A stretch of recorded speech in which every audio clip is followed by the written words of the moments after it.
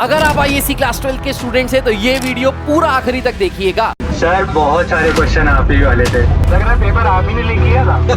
पूरा का पूरा आपने पेपर जैसे लीक करवा दिया। सेम क्वेश्चन एग्जाम में सेम थी। मुझे लगता है आपने बेटा लीक कर दिया था कि क्या कर दिया था। तो पेपर ही आप कर दिया था एग्जाम के पहले, तो मतलब मानना पड़ेगा था।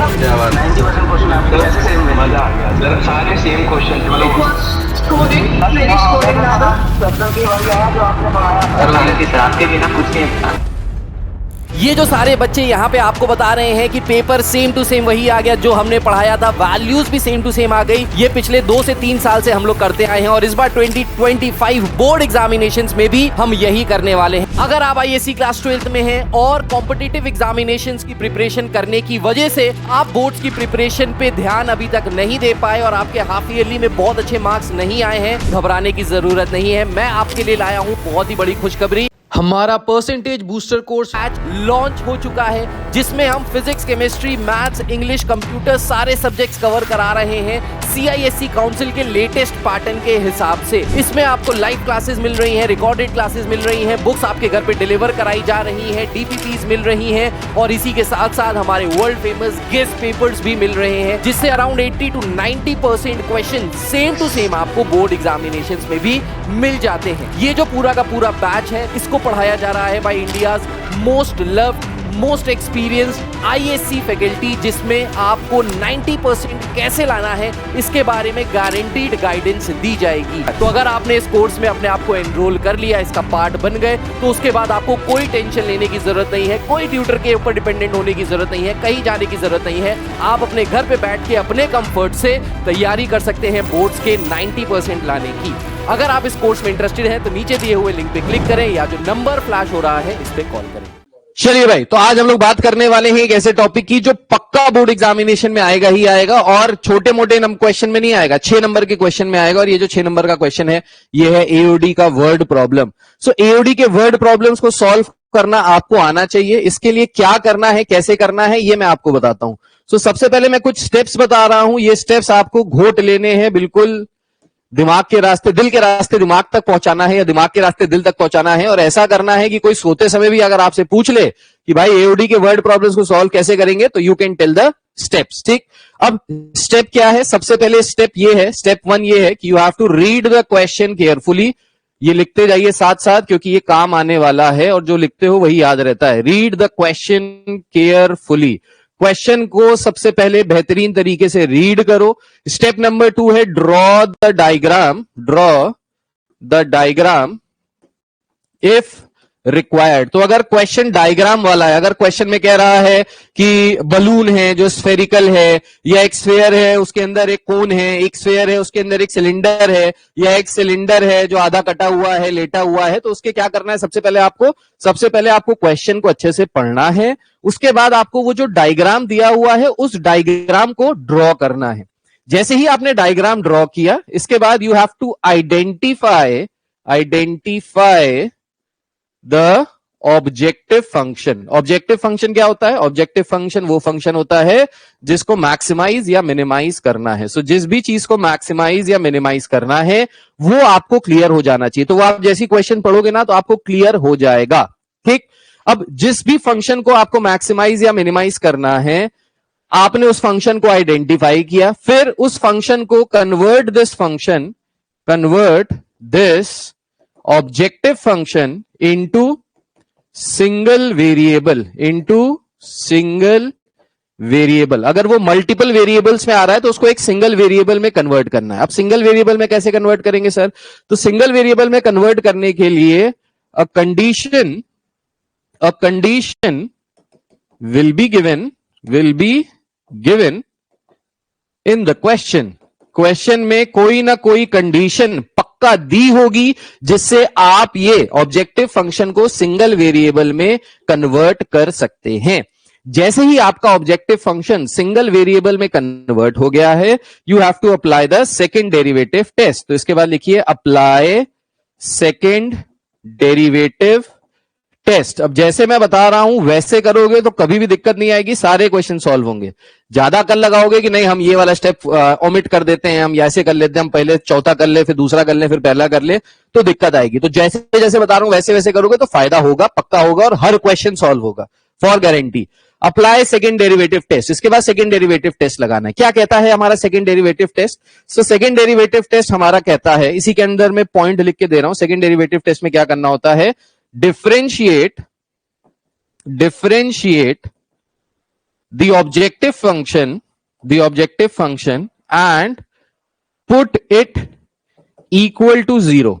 क्या करो, जैसे ही आपका पूरा का पूरा ऑब्जेक्टिव फंक्शन सिंगल वेरिएबल में कन्वर्ट हो गया है, आपको उसको डिफरेंशिएट करना है और 0 के बराबर रखना है। ठीक, डिफरेंशिएट करके जब आप इसको 0 के बराबर रखोगे तो आपको यहां से क्या मिलेगा, आपको यहां से टर्निंग पॉइंट्स मिलेंगे। टर्निंग पॉइंट्स का मतलब क्या है, वो पॉइंट जहां पे फंक्शन या तो मैक्सिमा की तरफ बढ़ रहा होता है या मिनिमा की तरफ बढ़ रहा होता है, वो आपको क्रिटिकल पॉइंट्स या टर्निंग पॉइंट्स आपको वहां से मिल जाएंगे। ठीक है, उसके बाद क्या करना है, उसके बाद again differentiate the objective function and put the value of turning points. जो भी आपको टर्निंग पॉइंट्स मिले हैं उन टर्निंग पॉइंट्स की वैल्यू आपको रखनी है इस फंक्शन को दोबारा डिफरेंशिएट करके। क्या बोला मैंने, सबसे पहले आपको क्या करना है, ऑब्जेक्टिव फंक्शन को सिंगल वेरिएबल में कन्वर्ट करना है, फिर उसको डिफरेंशिएट करके 0 के बराबर रखना है। आपको कोई एक्स की, आर की, जेड की, जो भी जिस भी वेरिएबल में होगा उसकी एक वैल्यू मिलेगी, फिर इसको दोबारा डिफरेंशिएट करना है। जो वैल्यू आपको मिली है ये वाले स्टेप ए में, वो वैल्यू यहां पे पुट करनी है। ठीक, अब वैल्यू पुट करने के बाद दो सिचुएशंस होंगी, या तो आपका आंसर पॉजिटिव आ रहा होगा या तो आपका आंसर नेगेटिव आ रहा होगा। अगर पॉजिटिव आंसर आ रहा होगा तो हम कहेंगे this is the case of minima, और अगर नेगेटिव आ रहा होगा तो हम कहेंगे this is the case of maxima. यही करना है, इसको छोड़ के और कुछ नहीं करना है। और अगर आपने ये 5 स्टेप्स फॉलो कर लिए विद 2 अंडर स्टेप्स, तो आपके यहां से 6 नंबर पूरे के पूरे पक्के, 100% गारंटी, कोई प्रॉब्लम वाली बात नहीं आएगी। ठीक है, सो ये सारे स्टेप्स आप एक बार लिख लीजिए। ये सारे स्टेप्स अभी हम क्वेश्चंस करेंगे तो आपको क्लियर हो जाएंगे कि कैसे कैसे हम अप्लाई कर रहे हैं और कैसे कैसे हमारे आंसर्स आ रहे हैं। एक चीज और जो यहां पे आपको लिखनी है, और इसको नोट डाल के लिख लीजिए, विच इज वेरी इंपॉर्टेंट, बच्चे बहुत बार कंफ्यूज हो जाते हैं। सो इंपॉर्टेंट चीज यहां पे क्या है, इंपॉर्टेंट चीज यहां पे ये है, what ever is given in the question, what ever is given in the question, given in the question will be treated as a constant, will be treated as a constant। तो जो भी चीज question में दी होगी वो हमेशा हम constant की तरह ट्रीट करेंगे। कांस्टेंट का डिफरेंशिएशन 0 होता है, आपको पता है, तो उसको हम कांस्टेंट की तरह ट्रीट करेंगे। जैसे अगर दिया है कि एक सिलेंडर है जिसकी हाइट h है, तो वहां पे h को हम कांस्टेंट की तरह ट्रीट करेंगे। एक क्यूब है जिसकी लंबाई है लेट्स से x, तो अगर क्यूब है जिसकी लंबाई है x, तो हम उसको x को कांस्टेंट की तरह ट्रीट करेंगे। ठीक है, एक ट्रायंगल है, एक आइसोसेलेस ट्रायंगल है जिसका बेस b है और बाकी की जो दो इक्वल साइड्स है वो हमको नहीं पता, तो इस केस में जो बेस b है उसको हम कांस्टेंट की तरह ट्रीट करेंगे। So whatever is given in the question will be treated as a constant. बस अगर आपने ये सारे पॉइंट्स फॉलो किए, लाइन से फॉलो किए, दुनिया की कोई ताकत नहीं है जो आपको रोक ले किसी भी क्वेश्चन को सॉल्व करने से। ठीक है, तो इसको जल्दी से एक बार लिख लीजिए, फिर आगे बढ़ते हैं। अब थोड़ा सा बेसिक भी रिवाइज कर लेते हैं, क्योंकि मैं कहता हूं कि मैं बिल्कुल 10वीं से बेसिक से पढ़ाऊंगा। मैं कोई भी चीज आपको क्लास 12 के लेवल पे नहीं पढ़ाऊंगा, मैं ऐसे पढ़ाऊंगा कि जैसे तुम 10वीं पास करके आए हो, तो बिल्कुल 10वीं के लेवल पे पढ़ाते हैं। So area, perimeter, volume of 2D and 3D objects, this is very important, ये सारे लिख लेना, क्योंकि बहुत बार क्या होता है, क्वेश्चन आपको आता है, सॉल्व सही कर रहे होते हो, स्टेप सारे फॉलो कर रहे होते हो, पर फॉर्मूला ही गलत लगा देते हो, तो वो क्वेश्चन सॉल्व नहीं होता। फिर बाद में कहोगे सर के सारे स्टेप लगाए, क्वेश्चन नहीं सॉल्व हुआ, भाई क्योंकि फॉर्मूला गलत लगाया। अब यहां पे बेसिक फॉर्मूला देखिए ट्रायंगल का। ट्रायंगल पता है 3 साइडेड क्लोज फिगर। सो अगर एक ट्रायंगल दिया है जिसकी हाइट h है, जिसका बेस b है, एक साइड a है, एक साइड c है, सो इस ट्रायंगल के अगर हम पेरीमीटर की बात करें, पेरीमीटर का मतलब क्या होता है, पेरीमीटर का मतलब होता है सम ऑफ ऑल द साइड्स। तो सारी साइड्स को ऐड कर ले तो पेरीमीटर हो जाएगा a plus b plus c। ठीक, कहीं पे अगर आपको क्वेश्चन में दिया है सेमी पेरीमीटर, तो सेमी पेरीमीटर का मतलब होता है a plus b plus c by 2, मतलब पेरीमीटर को 2 से डिवाइड कर दो, that is known as semi perimeter. तो अगर मुश्किल क्वेश्चन आएगा तो यहां पे ऐसे कुछ अल्फाज रख देंगे और वहां पे आप फंस जाओगे। ठीक है, एरिया की अगर बात करें तो एरिया ऑफ ट्राइंगल होता है हाफ बेस इंटू हाइट, तो अगर बेस बी है हाइट एच है तो हाफ बी इंटू एच। ठीक, अगर एरिया की बात करें स्केलीन ट्राइंगल की, स्केलीन ट्राइंगल क्या होता है? स्केलीन ट्राइंगल एक ऐसा ट्राइंगल होता है जिसकी तीनों साइड्स अनइक्वल होती हैं। अगर ऐसा कोई ट्राइंगल मिलता है तो वहां पे हिरॉन्स फॉर्मूला लगाना पड़ता है। हिरॉन्स फॉर्मूला कहता है कि एरिया का फॉर्मूला होता है under root s, s minus a, s minus b, s minus c, जहां पे एस अगेन सेमी पेरीमीटर है, a plus b plus c by two, फिर s into s minus a, s minus b, s minus c under root, इसको solve करोगे तो answer आएगा। वैसे ऐसा कोई क्वेश्चन है नहीं, पर तब भी आपको आना चाहिए क्योंकि कभी भी क्वेश्चन कहीं से भी आ सकता है। ठीक है, तो ये लिख लीजिए, ये बहुत बेसिक सी चीजें हैं, ये आपको पता होनी चाहिए और ये बेसिक चीजें हैं, लेकिन इसमें बहुत सारी बच्चों को कभी कभी दिक्कत आती है, स्पेशली वरद जैसे बच्चों को।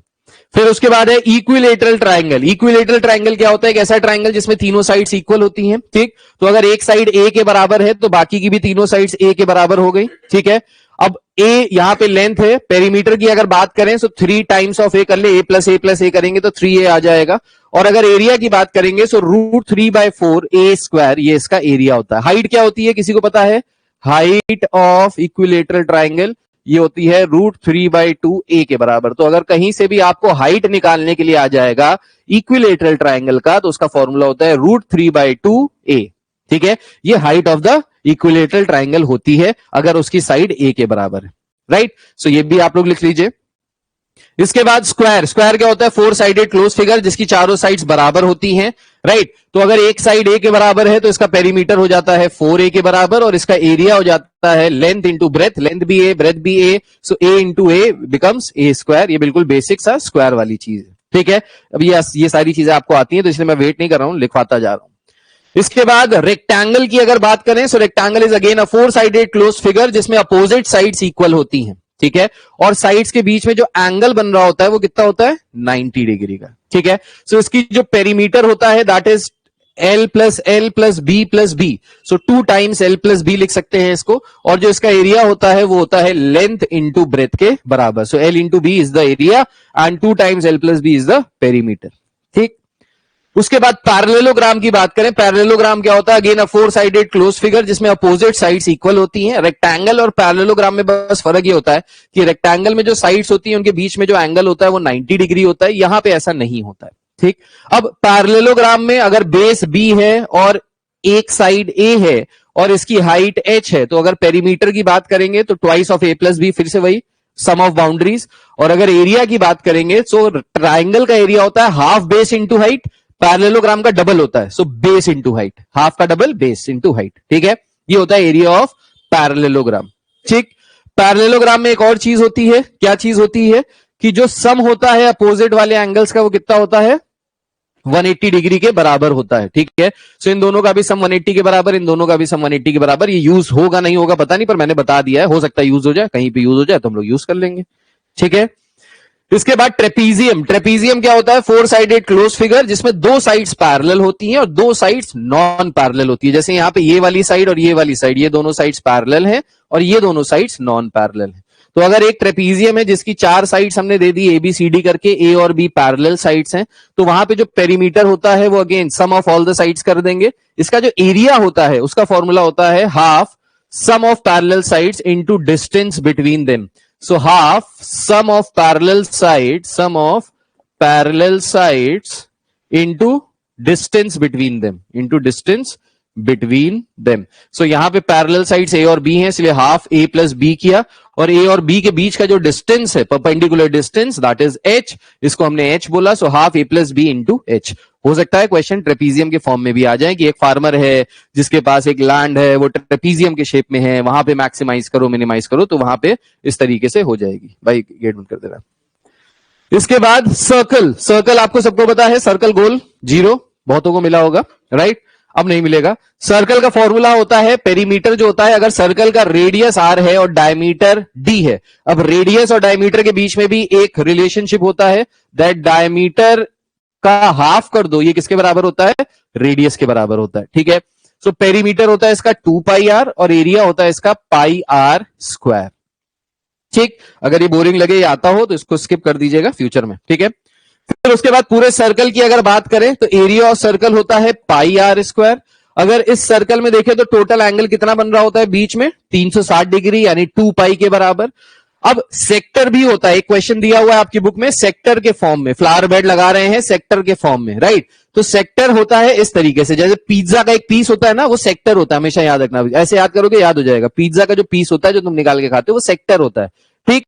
तो अगर इस सेक्टर में बीच में एंगल थीटा बन रहा है, इसका रेडियस आर के बराबर है, और ये थीटा जो है ये डिग्रीज में है, तो हम एरिया ऑफ सेक्टर निकालते हैं theta upon 360 into pi are square, theta upon 360 into pi are square, ठीक है। और अगर ये थीटा रेडियन में है, क्वेश्चन में हो सकता है डिग्री में दिया हो सकता है रेडियन में दिया हो, आप उसको कन्वर्ट करते हैं, डिग्री को रेडियन में कर सकते हैं, रेडियन को डिग्री में कर सकते हैं, पर दोनों फॉर्मूले अलग अलग है, डिग्री का अलग है, रेडियन का अलग है, तो इसको दिमाग में बसाना है।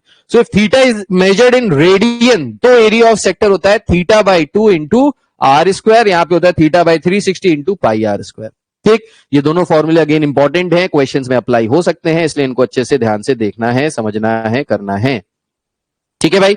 इसके बाद और आगे बढ़ते हैं, अब आ जाते हैं 3D फिगर्स पे। अब 3D फिगर्स क्या क्या होते हैं? ऐसे फिगर्स जिसमें लेंथ भी हो, ब्रेथ भी हो, हाइट भी हो, 3 डायमेंशंस हो, ऐसे फिगर्स को हम कहते हैं 3D फिगर्स। 3D फिगर्स में सबसे पहले क्यूब आता है। क्यूब एक 6 साइडेड फिगर होता है, क्लोज्ड फिगर, जिसमें सारी साइड्स इक्वल होती है। मतलब आप ऐसा मानो कि 6 स्क्वायर ले लो, एक आगे स्क्वायर, एक पीछे स्क्वायर, एक नीचे स्क्वायर, एक ऊपर स्क्वायर, एक दाएं स्क्वायर, एक बाएं स्क्वायर। जिस कमरे में आप बैठे हो आप उसको इमेजिन कर सकते हो एज अ स्क्वायर रूम। अगर वो पूरा स्क्वायर कर दें तो वो हो जाएगा क्यूब, ठीक है। क्यूब की अगर लेंथ एल के बराबर है, एक साइड एल के बराबर है, तो इसका जो सरफेस एरिया होता है, टोटल सरफेस एरिया, वो किसके बराबर हो जाता है? 6L स्क्वायर के बराबर। अब टोटल सरफेस एरिया का मतलब यहां पे होता है area of all the 4 walls along with the ceiling along with the floor, ठीक है। चारों दीवारों का एरिया, सीलिंग का एरिया और नीचे बेस का एरिया। तो 4 अगर स्क्वायर है चारों तरफ तो उनका एरिया हो जाएगा 4A स्क्वायर या 4L स्क्वायर। ऊपर वाले का भी ए स्क्वायर, नीचे वाले का भी ए स्क्वायर, सबको ऐड करोगे तो कितना हो जाएगा? 6L square. अगर हम लेटरल सरफेस एरिया की बात करते हैं, लेटरल सरफेस एरिया या जिसको हम कभी कभी कर्व्ड सरफेस एरिया भी बोलते हैं, CSA या LSA, तो लेटरल सरफेस एरिया या कर्व्ड सरफेस एरिया का फॉर्मूला होता है एरिया ऑफ 4 वॉल्स, 4 दीवारें जो आपके आमने सामने हैं, दाएं बाएं हैं, उनका area, that is 4L square. Volume की अगर बात करें तो वॉल्यूम होता है length into breadth into height. अब लेंथ भी L है, ब्रेथ भी L है, हाइट भी L है, तो L क्यूब हो जाएगा, L into L into L, that is L cube, ठीक है। उसके बाद क्यूबॉइड की अगर बात करें तो क्यूबॉइड क्यूब जैसा ही होता है, बस फर्क ये होता है ये रेक्टेंगल से बना होता है, ठीक है। तो सामने वाली साइड रेक्टेंगल, साइड वाली साइड रेक्टेंगल, ऊपर रेक्टेंगल, नीचे रेक्टेंगल, चारों तरफ से रेक्टेंगल ही रेक्टेंगल। अब इसकी अगर हमने लेंथ को B मान लिया है, ब्रेथ को C मान लिया है और हाइट को A मान लिया है, तो इसका जो टोटल सरफेस एरिया होता है उसका फॉर्मूला हो गया। टोटल सरफेस एरिया का मतलब क्या है सर? वही सेम जो क्यूब में बताया था, area of all the 4 walls along with the ceiling along with the floor. तो ये हो जाता है 2 times AB plus BC plus CA, ठीक है। अगर कर्व्ड सरफेस एरिया की बात करें या लेटरल सरफेस एरिया की बात करें तो यहां से हो जाता है एरिया ऑफ 4 वॉल्स, आमने सामने वाली दीवारें, दाएं बाएं वाली दीवारें, तो एरिया ऑफ 4 वॉल्स हो जाता है 2 times AB plus 2 times AC। अब यहां से 2 हटा देना, 2 टाइम्स AB प्लस AC, ठीक। क्योंकि अगर आप सामने वाली दीवार का एरिया निकालो, इसका एरिया निकालो, तो इसका एरिया क्या आ जाएगा? इसकी लेंथ कितनी है? B, ठीक है, और इसकी हाइट कितनी है? A। So length into breadth करेंगे तो ये हो जाएगा AB, और जितना इसका है उतना ही इसके पीछे वाली दीवार का होगा, तो वो हो जाएगा 2 times of AB plus side वाली दीवार, साइड वाली दीवार की चौड़ाई है C और लंबाई है A, ठीक है। तो इसको मल्टीप्लाई करेंगे, एरिया निकालेंगे तो ये AC हो जाएगा। अब AC में अगेन यहां वाला भी AC, उधर वाला जो इसके अपोजिट वाला है वो भी AC, तो AC प्लस AC करेंगे तो 2AC हो जाएगा। अब यहां से अगर आप 2A कॉमन ले लें तो क्या बचेगा? B प्लस C, ठीक है। अब यहां पे एक चीज और समझिएगा, अगर हम यहां से A कॉमन ले लें तो ये हो जाएगा 2 टाइम्स B प्लस C। अब 2 टाइम्स B प्लस C क्या है? 2 टाइम्स B प्लस C अगर आप करेंगे 2 टाइम्स B प्लस C, तो आपको क्या मिलेगा? इसको कहेंगे perimeter of the base, perimeter of base. तो कभी कभी हो सकता है इस तरीके से भी क्वेश्चन आपको घुमा दे कि पेरीमीटर ऑफ बेस दे दे आपको, तो ये फॉर्मूला यहां पे इस तरीके से लग जाएगा, क्योंकि 2 times of B plus C, rectangle ही तो है नीचे, लंबाई है, लेंथ है B और ब्रेथ है C, तो 2 टाइम्स B प्लस C करेंगे तो क्या मिलेगा? Perimeter of the base. तो अगर पेरीमीटर को, बेस को हम मल्टीप्लाई कर दें हाइट के साथ तो हमको मिल जाता है एरिया, वॉल्यूम, ठीक है। वॉल्यूम नहीं, सॉरी, एरिया, एरिया, ठीक है। उसके बाद वॉल्यूम की अगर बात करें, so length into breadth into height करते हैं, वॉल्यूम हो जाएगा। सो लेंथ है ए, ब्रेथ है बी, वो है सी, तो A into B into C ये आ जाएगा, या L into B into H, जैसे भी आपने याद किया हो वैसे आप याद कर सकते हैं। इसके बाद सिलेंडर, अब सिलेंडर बहुत इंपॉर्टेंट है। सो सिलेंडर का कर्व सरफेस एरिया क्या होता है, तो सिलेंडर का कर्व सरफेस एरिया जो होता है, जिसको हम CSA बोलते हैं, this is 2 pi R H, where R is the radius, H is the height, तो ये होता है 2 पाई आर एच। अगर टोटल सरफेस एरिया की बात करते हैं, अब देखो कर्व सरफेस एरिया का मतलब क्या होता है, कर्व सरफेस एरिया का मतलब होता है बस ये गोल वाले पार्ट का एरिया, ऊपर नीचे वाला एरिया नहीं, सिर्फ गोल वाले पार्ट का एरिया, उसी को कहते हैं हम curved surface area. For example अगर ये हमारे पास एक शीट है और इसको हम रोल कर दें, क्या कर दें, इसका हम रोल बना दें, एक्सपीरियंस लग रहा है, कौन से वाले रोल की बात कर रहे हो तुम, गलत आदमी हो तुम, तुम्हारे पापा को बताना पड़ेगा कि तुम बड़ी बड़ी चीजें बता रहे हो। हाँ हाँ, हम भी पढ़ाई में समझ रहे हैं बेटा, हम समझ गए, तुम जो करके छोड़ चुके हो हम कर रहे हैं अभी तक, इसको रोल कहते हैं। ठीक, इस तरीके से हमने इसको रोल किया, तो कर्व सरफेस एरिया का मतलब क्या होता है, ये पूरा एरिया। ठीक, अगर इसको हमने सिलेंडर के फॉर्म में बना दिया, तो जो रेक्टेंगल का एरिया था उसी को हमने कर्व करके एक रोल के फॉर्म में बना दिया, तो जो रेक्टेंगल का एरिया था वही एरिया किसका हो जाएगा, इस सिलेंडर का। ठीक है, राइट, तो ये हो गया आपका कर्व सरफेस एरिया। अब टोटल सरफेस एरिया में क्या होता है, अगर इसी पर्टिकुलर सिलेंडर को हम ऊपर से यहां पे ढक्कन लगा दें और यहां पे ढक्कन लगा दें, मतलब क्लोज कर दे दोनों तरफ से, तो वो हो जाता है टोटल सरफेस एरिया। सो कर्व सरफेस एरिया था हमारा 2 पाई आर एच, ऊपर जो है वो भी एक सर्कल है, नीचे जो है वो भी एक सर्कल है। सर्कल का एरिया क्या होता है, पाई आर स्क्वायर, ऊपर वाले का पाई आर स्क्वायर, नीचे वाले का पाई आर स्क्वायर, तो कितना हो जाएगा 2 पाई आर स्क्वायर। अब यहां से 2 पाई आर अगर कॉमन ले लें तो क्या बचा, एच प्लस आर, तो ये हो गया आपका total surface area of cylinder which is known as TSA of the cylinder. ठीक है, तो ये TSA हो गया 2 pi R, R plus H. उसके बाद वॉल्यूम की अगर बात करें तो वॉल्यूम होता है बेस इंटू हाइट, सब में यही होता है बेस इंटू हाइट, यहां पे भी बेस इंटू हाइट, यहां पे भी बेस इंटू हाइट, यहां पे भी बेस इंटू हाइट। ठीक है, अब बेस क्या है, यहां पे बेस है पाई आर स्क्वायर, हाइट कितनी है H, so area of base into height कर देंगे, एरिया ऑफ बेस हो गया पाई आर स्क्वायर इंटू एच, तो ये आ गया पाई आर स्क्वायर एच। ठीक है, ये इसका वॉल्यूम आ गया। इसके बाद आता है कोन। अब कोन में क्या होता है, सो कोन का जो कर्व सरफेस एरिया होता है वो होता है पाई आर एल। अब एल क्या है सर, तो कोन में देखो एक ये होती है जिसको हम हाइट कहते हैं, जिसको हम एच से डिनोट कर रहे हैं, ये रेडियस हो गया, इसको हम राइट सर्कुलर कोन भी बोलते हैं। तो क्वेश्चन में अगर राइट सर्कुलर कोन लिख के आ जाए घबराइएगा नहीं, मतलब कोन ही है। ठीक है, आपके में बस ये कोन ही है और कुछ नहीं है। और जो स्लैंट हाइट होती है वो ये होती है, ये जो साइड वाली हाइट होती है इसको हम कहते हैं स्लैंट हाइट, और इसको हम एल से रिप्रेजेंट करते हैं।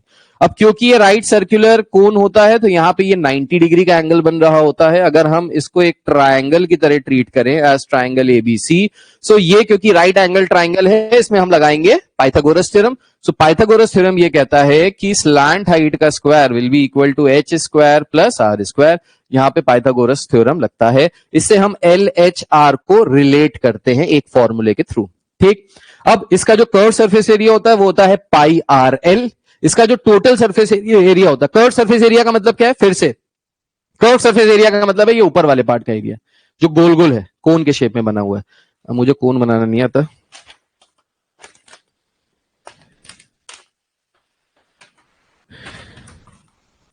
अरे कोन मेहंदी वाला कोन आप लोगों ने देखा होगा ना, कुछ इस तरीके से। ठीक है, अब कर्व सरफेस एरिया का मतलब क्या है कि ये वाला जो पूरा एरिया, ये पूरा area, this is curve surface area. Total surface area अगर हम इसको नीचे ढक्कन से बंद कर दें, तो नीचे अगर हम इसको ढक्कन से बंद कर दें तो नीचे क्या आएगा, एक सर्कल आएगा जो फिक्स हो जाएगा बेस पे, तो इस सर्कल का एरिया भी इसमें ऐड कर दो, तो 2 pi are l, sorry pi are l हो गया कर्व सरफेस एरिया, प्लस नीचे सर्कल का एरिया इसमें ऐड कर दीजिए, तो ये हो गया पाई आर स्क्वायर, इसमें से पाई आर कॉमन ले लीजिए तो क्या बचेगा, एल प्लस आर, तो ये हो गया TSA of cone, total surface area of cone. So pi are square plus pi are L common ले लोगे तो pi R, R plus L, ये हो गया क्या, total surface area of cone. Volume की बात करें तो जो कोन का वॉल्यूम होता है वो 1/3 वॉल्यूम होता है सिलेंडर का। सिलेंडर का वॉल्यूम क्या था, पाई आर स्क्वायर एच, इसका क्या हो जाएगा 1/3 पाई आर स्क्वायर एच। ठीक है, 1/3 ऑफ द सिलेंडर, ये याद रखिएगा। फिर आता है स्फेयर। स्फेयर होता है जो बॉल जिससे आप लोग खेलते हो, टेनिस बॉल हो गई, फुटबॉल हो गई, बास्केटबॉल हो गई, दैट इज स्फेयर। स्फेयर में सिर्फ एक ही चीज होती है, वो है रेडियस। तो स्फेयर का जो टोटल सरफेस एरिया है, टोटल सरफेस एरिया और कर्व्ड सरफेस एरिया, ये दोनों एक ही होता है, अलग अलग नहीं होता है। टोटल सरफेस एरिया बोले या कर्व्ड सरफेस एरिया बोले, दोनों का एक ही फॉर्मूला है, which is 4 pi are square. याद करने के लिए कैसे याद करोगे, तो आप ऐसे याद करोगे, जो स्फेयर होता है वो 4 सर्कल से मिलकर बनता है, एक ऊपर सर्कल, एक नीचे सर्कल, एक दाएं सर्कल, एक बाएं सर्कल। तो 4 सर्कल्स के एरिया को अगर ऐड करो तो पाई आर स्क्वायर एक का होता है, 4 का हो जाएगा 4 पाई आर स्क्वायर। ठीक है, उसके बाद जो वॉल्यूम होता है वो होता है 4/3 pi r cube. So 4/3 pi r cube, ये होता है वॉल्यूम। इस स्फेयर को बीच से कट कर दो तो बन जाता है हेमिस्फीयर। हेमिस्फीयर का कर्व्ड सरफेस एरिया अगर हम निकालें, ये वाला एरिया ऊपर वाला कर्व्ड जो है, तो ये हो जाएगा 2 पाई आर स्क्वायर के बराबर। मतलब 4 पाई आर स्क्वायर होता था यहां पे कर्व्ड सरफेस एरिया, इसका हाफ कर दो, क्योंकि इसका हाफ कर दिया, आधा कट कर दिया, तो ये बचा 2 पाई आर स्क्वायर। लेकिन अगर टोटल सरफेस एरिया की बात करेंगे तो एक ऐसी बॉल जो ऊपर से नंगी है, ऊपर उसमें कुछ भी नहीं है, और उसके ऊपर भी एक सर्कल लगा के उसको बंद कर दो, तो अगर एक सर्कल लगा के, ढक्कन लगा के बंद कर दोगे तो इस सर्कल का भी एरिया इसमें ऐड हो जाएगा। तो पहले 2 पाई आर स्क्वायर था, इसमें हमने ये वाला सर्कल का एरिया पाई आर स्क्वायर और ऐड कर दिया, तो ये कितना हो गया 3 पाई आर स्क्वायर। तो ये टोटल सरफेस एरिया होता है 3 पाई आर स्क्वायर। वॉल्यूम होता है इसका हाफ, तो ये है 4/3 पाई आर क्यूब, ये हो जाता है 2/3 पाई आर क्यूब। सो ये हो जाता है वॉल्यूम ऑफ हेमिस्फीयर। बस इससे ज्यादा आपके कोर्स में और कुछ नहीं है। ये आपने वही क्लास 10th में मेंसुरेशन एक चैप्टर था वो पढ़ा था, उसी के सारे ये फॉर्मूले हैं। ठीक, तो आई होप अब ये फॉर्मूले आप लिख लेंगे, इसको जल्दी से लिख लीजिए, फिर आगे बढ़ते हैं। हाँ भाई, अब देखते हैं क्वेश्चन, और क्वेश्चन से समझते हैं कैसे करना है। सो जैसे पहला क्वेश्चन लिखा है, find 2 positive numbers whose sum is 15। 2 positive numbers हमको देखने हैं जिनका सम किसके बराबर है, 15 के बराबर है। And the sum of whose square is minimum, and the sum of whose square is minimum। तो क्या कह रहा है क्वेश्चन कह रहा है 2 नंबर्स फाइंड कीजिए सच दैट उनका सम 15 के बराबर होना चाहिए, और सम ऑफ हुज स्क्वायर, उनके स्क्वायर का जो सम होना चाहिए वो मिनिमम होना चाहिए। तो पहला हमारे पास कंडीशन क्या थी, पहला स्टेप क्या था, पहला स्टेप मैंने आपको बताया कि you have to read the question carefully. तो हमने क्वेश्चन केयरफुली रीड कर लिया 2 बार 3 बार, तो डिपेंड करता है आपको कितनी बार पढ़ना पड़े। उसके बाद स्टेप 2 क्या था कि अगर रिक्वायर हो तो उसका फिगर बनाओ। अब ये फिगर वाला क्वेश्चन तो है नहीं, रेक्टेंगल, स्क्वायर, रेक्टेंगल ऐसा सर्कल कुछ दिया नहीं है, फिगर की जरूरत नहीं है, ओमिट किया। स्टेप 3 पे आ गए। स्टेप 3 में क्या था, आइडेंटिफाई द ऑब्जेक्टिव फंक्शन। अब ऑब्जेक्टिव फंक्शन क्या होता है, जिसको मैक्सिमाइज या मिनिमाइज करना होता है। जब हमने क्वेश्चन पढ़ा तो हमको यहां से पता चला the sum of whose square is minimum। तो sum of the squares of those 2 numbers उसको हमको मिनिमाइज करना है, मतलब ये हमारा ऑब्जेक्टिव फंक्शन है। अब ये जितने भी वर्ड प्रॉब्लम वाले क्वेश्चंस होंगे, मैं आपको बता रहा हूं, पहले ही क्वेश्चंस में बता रहा हूं कि ये जितने भी क्वेश्चंस होंगे इनमें आपको, जैसे वर्ड प्रॉब्लम वाले क्वेश्चन बचपन में सॉल्व करते आए थे, let the speed of the vehicle be x, let it take time t, let the distance covered be d, वैसे जो आप स्टेटमेंट्स लिखते थे, you have to write the statements over here. If you don't write the statements, marks will be deducted, 6 number नहीं मिलेंगे फिर। तो statement लिखना बहुत जरूरी है, सारे ही क्वेश्चन में स्टेटमेंट लिखिएगा। अगर मैं नहीं भी लिख रहा हूं तब भी आपको लिखनी है, क्योंकि आप 12वीं क्लास में आगे स्टेटमेंट लिखना आपको आता है। ठीक है, सो यहां पे हमने 2 नंबर ले लिए, let the 2 positive numbers be x and y। ठीक है, तो अब सबसे पहले हमको क्या करना है, मिनिमाइज करना है, ऑब्जेक्टिव फंक्शन को आइडेंटिफाई करना है। ऑब्जेक्टिव फंक्शन को हम z से डिनोट कर देते हैं यहां पे। सो ऑब्जेक्टिव फंक्शन z क्या है, सम ऑफ हुज स्क्वायर। तो सम ऑफ हुज स्क्वायर का मतलब हो गया, अगर 2 नंबर हमने x और y लिए तो ये हो गया sum of the square of these 2 numbers, that is x square plus y square. इसको मिनिमाइज करना है, ये हमारा ऑब्जेक्टिव फंक्शन है। अब इस ऑब्जेक्टिव फंक्शन को अगर आप ध्यान से देखिए तो यहां पे 2 वेरिएबल्स हैं, x और y। नेक्स्ट स्टेप में मैंने लिखा है, convert the objective function into single variable, and in order to convert this into a single variable, कोई ना कोई कंडीशन क्वेश्चन में दी होगी, ये लिखा है। अब यहां पे कंडीशन दी है कि इन दोनों नंबर्स का जो सम है वो किसके बराबर है, 15 के बराबर है। मतलब यहां पे फिर आप लिखेंगे according to question x plus Y is equals to 15। तो अगर यहां से हम y की वैल्यू निकालें तो ये कितनी हो जाएगी, 15 माइनस x हो जाएगी ये y की वैल्यू। ठीक, अब जब y की वैल्यू हमको x के टर्म्स में मिल गई है तो हम यहां पे y की वैल्यू रख देते हैं। तो इससे फायदा क्या होगा, ये पूरी की पूरी जो ऑब्जेक्टिव फंक्शन है this will convert into a single variable x। ठीक, सो इसके बाद हमने इसको इक्वेशन 1 माना, इसको इक्वेशन 2 माना, हमने यहां से लिखा पुट सेकेंड इन फर्स्ट, तो हमारा ऑब्जेक्टिव फंक्शन बन गया x square plus 15 minus x का होल स्क्वायर। अब ऐसा करने से क्या हुआ, ऐसा करने से हमारा ऑब्जेक्टिव फंक्शन जो है वो सिंगल वेरिएबल में कन्वर्ट हो गया, राइट, सिंगल वेरिएबल में कन्वर्ट हो गया है। अब जैसे ही सिंगल वेरिएबल में कन्वर्ट हुआ है, नेक्स्ट स्टेप मैंने आपको लिखवाया था कि सेकंड डेरिवेटिव टेस्ट लगाना है। क्या कहता है second derivative test? Second derivative test कहता है इसको ठोको 0 के बराबर रखो तो आपको x की वैल्यू मिलेगी, फिर दोबारा ठोको, नेगेटिव है तो मैक्सिमा, पॉजिटिव है तो मिनिमा। यहां पे मिनिमा की बात कर रहे हैं, मतलब पॉजिटिव आना चाहिए, ठीक। तो अब क्या लिखेंगे, अब हम यहां पे लिखेंगे differentiating this function with respect to, क्योंकि हमने इसको सिंगल वेरिएबल x में कन्वर्ट किया तो हम इसको x के रिस्पेक्ट में डिफरेंशिएट कर देते हैं। तो यहां से आ जाएगा dz by dx is equals to X square का डिफरेंशिएशन हो जाएगा 2x प्लस 15 माइनस एक्स है तो ये 2 आगे आ जाएगा, ठीक है, ये 2 आगे आ गया, ये हो गया 15 माइनस एक्स की पावर 1, और फिर 15 माइनस एक्स का जब डिफरेंशिएशन करेंगे, 15 कांस्टेंट है, डिफरेंशिएशन 0, एक्स का डिफरेंशिएशन हो जाएगा -1। तो यहां पे जो प्लस का साइन था वो माइनस के साथ मल्टीप्लाई हुआ, प्लस इंटू माइनस, माइनस होता है तो यहां पे माइनस का साइन आ गया। अब क्या करना है, अब इसको सर लेट्स से इसको मान ली इक्वेशन थर्ड, ठीक। अब इसको हमको 0 से इक्वेट करना है तो इसको 0 से इक्वेट कर लेते हैं। So 2x minus 2 times of 15 minus X, this is equals to 0। इसको उधर भेज दिया तो ये हो गया 2x is equals to 2 times of 15 minus X, 2 से 2 कैंसिल आउट हो गया, ठीक है। इस माइनस एक्स को इधर ले जाइए, सो x प्लस एक्स हो गया 2x इज इक्वल्स टू 15। तो x की वैल्यू कितनी आ गई, 15/2, दैट इज 7.5। x की वैल्यू 7.5 आ गई है, ठीक। अब हमको 2 नंबर्स फाइंड करने को दिया था, हमने एक नंबर फाइंड कर लिया x। अब y की वैल्यू कैसे फाइंड करें, तो y in terms of x हमने ऑलरेडी निकाला है, so putting the value of x in equation 2, so put x is equals to 7.5 in second.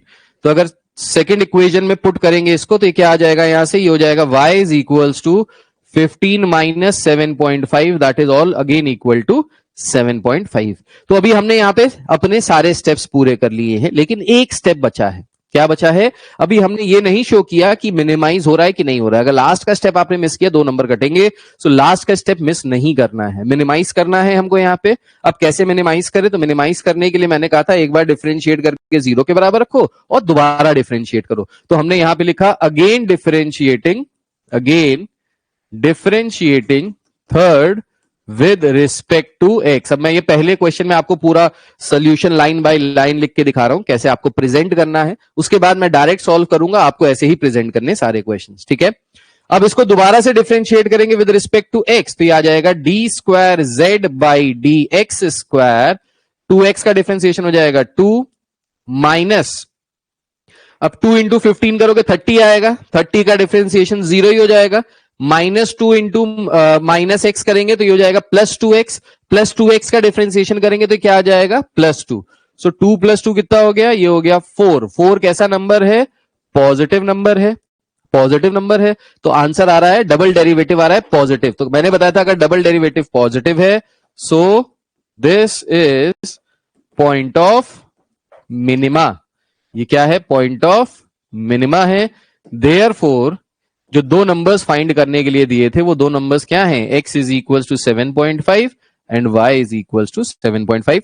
तो जो आपका फाइनल आंसर आएगा, फाइनल आंसर x और y के टर्म्स में आएगा, और वहां पे ये भी दिखाना है कि मिनिमाइज किया कि मैक्सिमाइज किया। तो हमने डबल डेरिवेटिव निकाला, पॉजिटिव आया तो ये मिनिमा की तरफ जा रहा है, this is a case of minima, ठीक है। So note this down and then आगे बढ़ते हैं नेक्स्ट क्वेश्चन की तरफ। चलिए भाई देखते हैं कैसे करेंगे वर्ड प्रॉब्लम वाले क्वेश्चन एओडी में। सो क्वेश्चन क्या कह रहा है, सबसे पहले क्वेश्चन रीड करना है। स्टेप नंबर 1 था read the question carefully.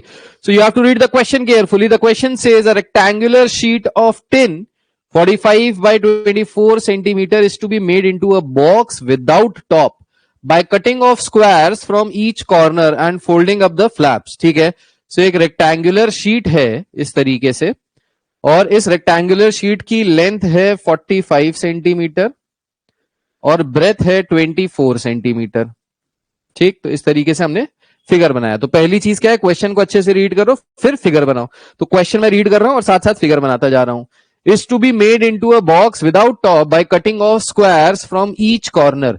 Her corner पे हमको स्क्वायर कट करने हैं, हर कॉर्नर पे हमको स्क्वायर कट करने हैं, और ये जो हम स्क्वायर यहां से हर कॉर्नर से कट कर रहे हैं, ठीक है, जब हम ये स्क्वायर यहां से कट करेंगे तो स्क्वायर कट करने पे जो फ्लैप्स बचेंगे, ये वाला एक फ्लैप बचेगा, एक ये वाला फ्लैप बचेगा, एक ये वाला फ्लैप बचेगा, एक ये वाला फ्लैप बचेगा, तो ये 4 फ्लैप्स बनेंगे।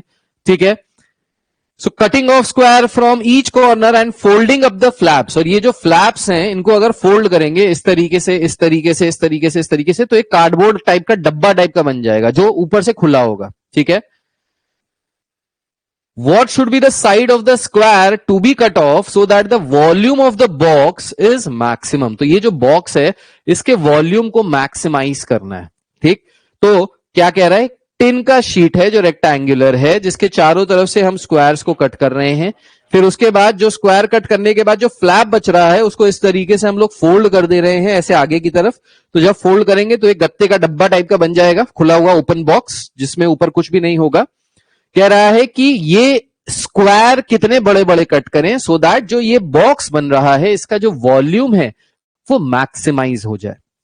ठीक है, सो उसमें क्या बोला, मैंने बोला कि वॉल्यूम को मैक्सिमाइज करना है। वॉल्यूम को कैसे मैक्सिमाइज करेंगे, सो वॉल्यूम, किसके वॉल्यूम को मैक्सिमाइज करना है, वॉल्यूम ऑफ द बॉक्स। अब ये जो बॉक्स बनेगा ये किस शेप का बनेगा, ये बनेगा क्यूबॉइडल, राइट। सो अगर ये क्यूबॉइडल बॉक्स बनेगा, अब कह रहा है कितनी साइड कटे हर स्क्वायर की, तो हम मान लेते हैं कि हर स्क्वायर से हम एक्स एक्स साइड का स्क्वायर हम लोग चारों तरफ से कट कर रहे हैं। अगर एक्स एक्स साइड का स्क्वायर कट कर रहे हैं यहां से, तो हमको क्या करना है, मैक्सिमाइज करना है वॉल्यूम को। स्टेप नंबर 1 क्या था, क्वेश्चन को अच्छे से रीड करो, कर लिया। स्टेप नंबर 2 क्या था, स्टेप नंबर 2 था कि ऑब्जेक्टिव फंक्शन को आइडेंटिफाई करो जिसको मैक्सिमाइज या मिनिमाइज करना है। तो ऑब्जेक्टिव फंक्शन हमारा क्या है, हमको यहां पे मैक्सिमाइज करना है। किसको मैक्सिमाइज करना है, वॉल्यूम को मैक्सिमाइज करना है। So volume of a cuboid क्या होता है, length into breadth into height, यही तो होता है। ठीक, सो वॉल्यूम को मैक्सिमाइज करना है जिसमें लेंथ, ब्रेथ और हाइट है।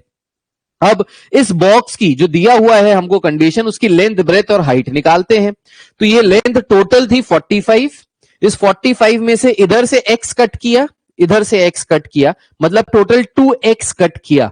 तो ये जो बचा हुआ फ्लैप है इसकी लेंथ कितनी हो गई, इसकी जो बचा हुआ फ्लैप है ये वाला पार्ट, इसकी लेंथ हो गई, यहां से यहां तक की जो लेंथ हो गई ये हो गई 45 माइनस 2x।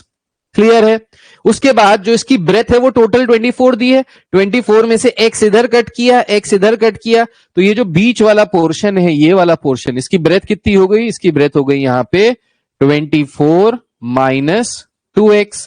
फिर लेंथ हो गई, ब्रेथ हो गई। अब हाइट की बात करें, हाइट, तो हाइट क्या होगी भाई, हम इतना पार्ट फोल्ड कर रहे हैं, तो जब हम फोल्ड कर रहे हैं तो ये पार्ट यहां से ही तो खड़ा हो जाएगा, ये वाला पार्ट जो था ये ऐसे खड़ा हो जाएगा। तो अगर इसकी हाइट देखें, ये वाला पार्ट ऐसे खड़ा हो जाएगा, तो इसकी हाइट कितनी होगी, x के बराबर हो जाएगी। मतलब हाइट हो गई x, लेंथ हो गई 45 माइनस 2x और ब्रेथ हो गई 24 माइनस 2x। तो जो हमको ऑब्जेक्टिव फंक्शन को जिसको मैक्सिमाइज करना है वो आ गया हमारा यहां से volume, which is 45 minus 2x into 24 minus 2x into height हो गई इसकी x के बराबर। तो हमने यहां से क्या किया, जो सेकेंड स्टेप था हमारा कि ऑब्जेक्टिव फंक्शन को आइडेंटिफाई करो, वो हमने कर लिया, इसको मैक्सिमाइज करना है। अब ये जो हमको मैक्सिमाइज करना है ये सिंगल वेरिएबल में होना चाहिए। अब हमने यहां पे सब कुछ करके इसको सिंगल वेरिएबल में ऑलरेडी कन्वर्ट कर लिया है, which is in terms of x। अब जैसे ही ये सिंगल वेरिएबल में कन्वर्ट हो गया, क्वेश्चन हमारा हो गया 2 कौड़ी का आसान, क्योंकि अब लगाना है सेकंड डेरिवेटिव टेस्ट। क्या कहता है second derivative test, second derivative test कहता है कि इसको डिफरेंशिएट कीजिए और डिफरेंशिएट करने के बाद 0 के बराबर रखिए। अब इसको डिफरेंशिएट करने से पहले आप क्या कर सकते हो, इन सबको मल्टीप्लाई करके इसको थोड़ा सा सिंप्लीफाई कर सकते हो। नहीं मल्टीप्लाई करना तो आप इसको 2 कर लो ताकि प्रोडक्ट रूल लगाने में इजी हो जाए। तो हम क्या करते हैं, इस x को अंदर मल्टीप्लाई कर लेते हैं, तो ये वॉल्यूम हो जाएगा 45 minus 2x into 24x minus 2x square. इस x को अंदर मल्टीप्लाई कर लिया। अब ये पूरा सिंगल वेरिएबल में है और इसको डिफरेंशिएट भी इजीली किया जा सकता है, तो हमने यहां से लिखा differentiating with respect to x। जब इसको डिफरेंशिएट किया विद रिस्पेक्ट टू x तो ये हो गया dv बाई dx। अब 45 माइनस 2x को रोका, दूसरे वाले को ठोका, तो इसको डिफरेंशिएट करेंगे तो आ जाएगा 24 माइनस 4x, प्लस का साइन लगाया 24x माइनस 2x स्क्वायर को रोका, 45 माइनस 2x को डिफरेंशिएट किया तो यहां से क्या आ जाएगा, ये -2 के बराबर। अब इसको अंदर मल्टीप्लाई कर लेते हैं, ठीक, अब आप लोग के पास कैलकुलेटर्स होंगे तो आप लोग कैलकुलेटर यूज कर सकते हैं, आईएससी में बहुत अच्छी बात है। तो अगर इसको हम यहां पे कैलकुलेट करें तो 45 इंटू 24 करेंगे तो 45 इंटू 24 ये आ गया 1080, ठीक है, माइनस 45 इंटू 4 करेंगे तो ये हो जाएगा 180x, ठीक है, फिर माइनस 2x करेंगे तो ये हो जाएगा minus 48x, minus minus plus 4 2 jar 8x square, plus minus 2 से अगर इसको मल्टीप्लाई कराएं तो माइनस 2 इंटू 2 हो जाएगा 4x square, minus minus plus हो जाएगा 4x स्क्वायर और ये हो जाएगा माइनस 48x। तो जब हमने डिफरेंशिएट किया तो डिफरेंशिएट करके हमको कुछ ऐसा मिला। अब इसको और सिंप्लीफाई कर लेते हैं थोड़ा सा, तो अगर और सिंप्लीफाई करें यहां से तो 8x square plus 4x square ये हो गया 12x स्क्वायर, ठीक है, और minus 48x minus 180x minus 48, तो हमको करना है 48 प्लस 48 प्लस 180 ये हो गया 276, तो माइनस 276x, ठीक है, और क्या बचा भाई, और बचा 1080 प्लस 1080, ठीक, ये आ गया हमारा dv बाई dx जब हमने अपने ऑब्जेक्टिव फंक्शन को एक बार डिफरेंशिएट किया। अब एक बार डिफरेंशिएट करने के बाद क्या करना है, जीरो से इक्वेट करना है, ठीक। अब जीरो से इक्वेट करने के लिए देखिए मैं यहां पे सॉल्व कर देता हूं। सो जीरो से इक्वेट करने के लिए इस टोटल को अगर अपन जीरो से इक्वेट कर दें तो जीरो से इक्वेट करेंगे तो ये टोटल 12 से डिविजिबल है सारे के सारे टर्म्स, तो हम यहां से 12 कॉमन ले सकते हैं। तो अगर हमने यहां से 12 कॉमन लिया तो ये हो गया एक्स स्क्वायर माइनस यहां कितना बचेगा 23x प्लस यहां कितना बचेगा है 90 plus 90 and this is equals to 0। तो टोटल में से हमने 12 कॉमन ले लिया। याद रखिएगा कभी भी अगर वेरिएबल आ रहा होगा तो वेरिएबल कॉमन मत ले लीजिएगा, वरना क्या होता है एक वेरिएबल कैंसिल आउट हो जाता है, एक वैल्यू कैंसिल आउट हो जाती है, नंबर कट जाता है। अभी आएगा क्वेश्चन मैं बताऊंगा आपको। सो इस 12 को इधर भेज दीजिए। अब ये क्या बन गई, क्वाड्रेटिक इक्वेशन बन गई, ठीक। तो क्वाड्रेटिक इक्वेशन को अगर सॉल्व करेंगे तो 18 5 90 होता है, ठीक। तो इसको हम सॉल्व करेंगे, इसको लिख सकते हैं x square minus 18x minus 5x plus 90 is equals to 0। तो यहां से x कॉमन ले लें, x माइनस 18 माइनस 5 कॉमन ले लें, x minus 18 and this is equals to 0। So ये हो गया x minus 5 times x minus 18 this is equals to 0। So या तो x की वैल्यू 5 है या तो x की वैल्यू 18 है, ठीक, कोई दिक्कत वाली बात नहीं। अब देखिए अगर x की वैल्यू 18 है तो 18 इधर से गायब, 18 इधर से गायब, 36 गायब, 45 माइनस 36 करोगे तो कुछ बच रहा है, कोई दिक्कत नहीं है। लेकिन ब्रेथ इसकी टोटल 24 है। अब 24 में से अगर यहां से हमने 18 कट किया, यहां से हमने 18 कट किया तो 36 हो गया, नेगेटिव में चला गया, ये पॉसिबल नहीं है, ठीक है। सो हम लोग यहां पे लिखेंगे x is equals to 18 is not possible, ये पॉसिबल नहीं है। सो हमने x इज इक्वल्स टू 18 को क्या करना है, निग्लेक्ट करना है। हमारा फाइनल आंसर आ रहा है x is equals to 5, therefore x is equals to 5। अब ये हमारा आंसर अभी भी नहीं है, क्यों नहीं है, क्योंकि अभी तो हमने सिर्फ x की वैल्यू निकाली है। क्वेश्चन में मैक्सिमाइज करने की बात कर रहा था, तो मैक्सिमाइज करने के लिए क्या करना है, जिस फंक्शन को हमने डिफरेंशिएट किया था, इसको 0 के बराबर रखा था, इसको दोबारा से डिफरेंशिएट करते हैं। तो अगेन डिफरेंशिएटिंग, इसको अगर हम मान लें यहां पे, इसको अगर हम मान लें लेट्स से इक्वेशन 1, सो हम यहां पे लिखेंगे again differentiating 1, again differentiating 1 with respect to x। तो ये हो जाएगा यहां से, अब 12 कॉमन ले लीजिए तो ये हो जाएगा 12 अगर कॉमन ले लें तो भी कोई दिक्कत नहीं है, 12 कॉमन ले लिया, इसको डिफरेंशिएट किया तो ये हो गया 2x माइनस 23। अब यहां पे हमको x की वैल्यू किसके बराबर रखनी है, x की वैल्यू रखनी है 5 के बराबर, ठीक। ये जो हमको मिला ये क्या मिला, ये जो हमको मिला ये मिला D square v by D x square, ठीक है।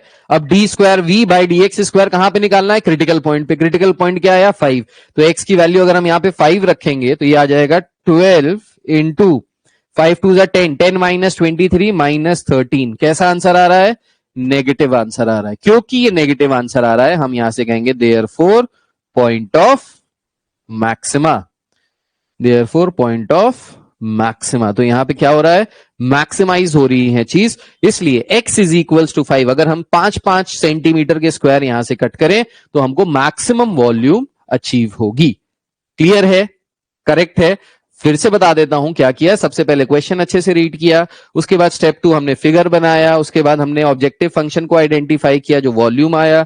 Volume length into breadth into height के बराबर आता है, तो वॉल्यूम के लिए हमने जो एक्स एक्स कट किया था उसके हिसाब से लेंथ ब्रेथ हाइट निकाली।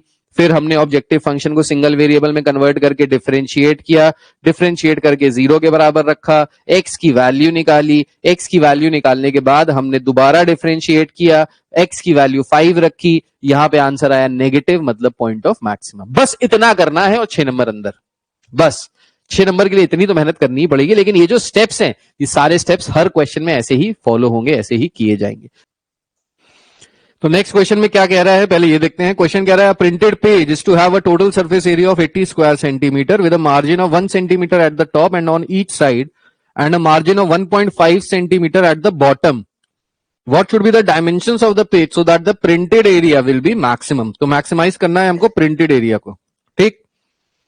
अब प्रिंटेड एरिया को कैसे मैक्सिमाइज करेंगे? तो सबसे पहले हम इसका एक फिगर बना लेते हैं। तो हमने एक रेक्टेंगुलर पेज बनाया, ठीक। इस रेक्टेंगुलर पेज के अंदर हमको मार्जिन छोड़नी है, तो हमने यहां पे मार्जिन छोड़ी, यहां पे मार्जिन छोड़ी, यहां पे मार्जिन छोड़ी, और इस तरीके से हमने बनाया, ठीक है। अब यहां पे कह रहा है कि 1 सेंटीमीटर ऊपर छोड़ना है, 1 सेंटीमीटर लेफ्ट पे छोड़ना है और 1 सेंटीमीटर राइट पे छोड़ना है। छोड़ दिया, और नीचे 1.5 सेंटीमीटर छोड़ना है, ठीक है। और ये जो बीच वाला पार्ट है, ये जो प्रिंटेड पार्ट है, इसको मैक्सिमाइज करना है, इसको मैक्सिमाइज करना है। तो कैसे करेंगे इसको मैक्सिमाइज? तो इसके लिए देखिए, What should be the dimensions of the page so that the printed area will be maximum? Dimension क्या होना चाहिए पेज का, ये करना है। तो लेट्स से हम इसको ले लेते हैं x के बराबर, जो इसकी ब्रेथ है इसको x ले लेते हैं, और इसकी जो लेंथ है इसको y ले लेते हैं। आपको अगर इसको x ले लो, इसको y ले लो, कोई फर्क नहीं पड़ेगा, आंसर वही आएगा, ठीक है। अब कैसे सॉल्व करेंगे? सो यहां पे क्या कह रहा है, क्वेश्चन में कह रहा है मैक्सिमाइज किसको करना है? Dimensions of the printed page, इस बीच वाले पार्ट को मैक्सिमाइज करना है, ठीक। अब क्वेश्चन में हमको दिया है printed page is to have a total surface area of 80 square centimetre, मतलब x इंटू वाई अगर करें तो किसके बराबर आएगा? 80 के बराबर आएगा। तो अगर हम यहां से y की वैल्यू निकालें तो कितनी आ जाएगी? 80 बाई x। अब हमको ये x है, तो अंदर वाला जो पार्ट है, अंदर वाले पार्ट का एरिया को मैक्सिमाइज करना है। अंदर वाले पार्ट का जो एरिया हो जाएगा वो किसके बराबर आ जाएगा? तो भाई टोटल लंबाई, टोटल चौड़ाई है x, यहां से 1 माइनस किया, यहां से 1 माइनस किया, तो ये वाला जो पोर्शन है ये कितना हो गया? x minus 2। और ये वाला जो पोर्शन है ये कितना हो जाएगा? टोटल चौड़ाई है y, 1 यहां माइनस किया, 1.5 यहां माइनस किया, तो ये जो पोर्शन हो जाएगा ये हो जाएगा y माइनस 2.5, राइट। तो एरिया हो गया x minus 2 into Y minus 2.5।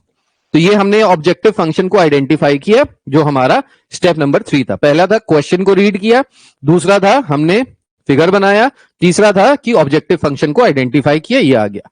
अब चौथा पॉइंट है ऑब्जेक्टिव फंक्शन को सिंगल वेरिएबल में कन्वर्ट करना है। ये सिंगल वेरिएबल में नहीं है, ये वाई के टर्म्स में है।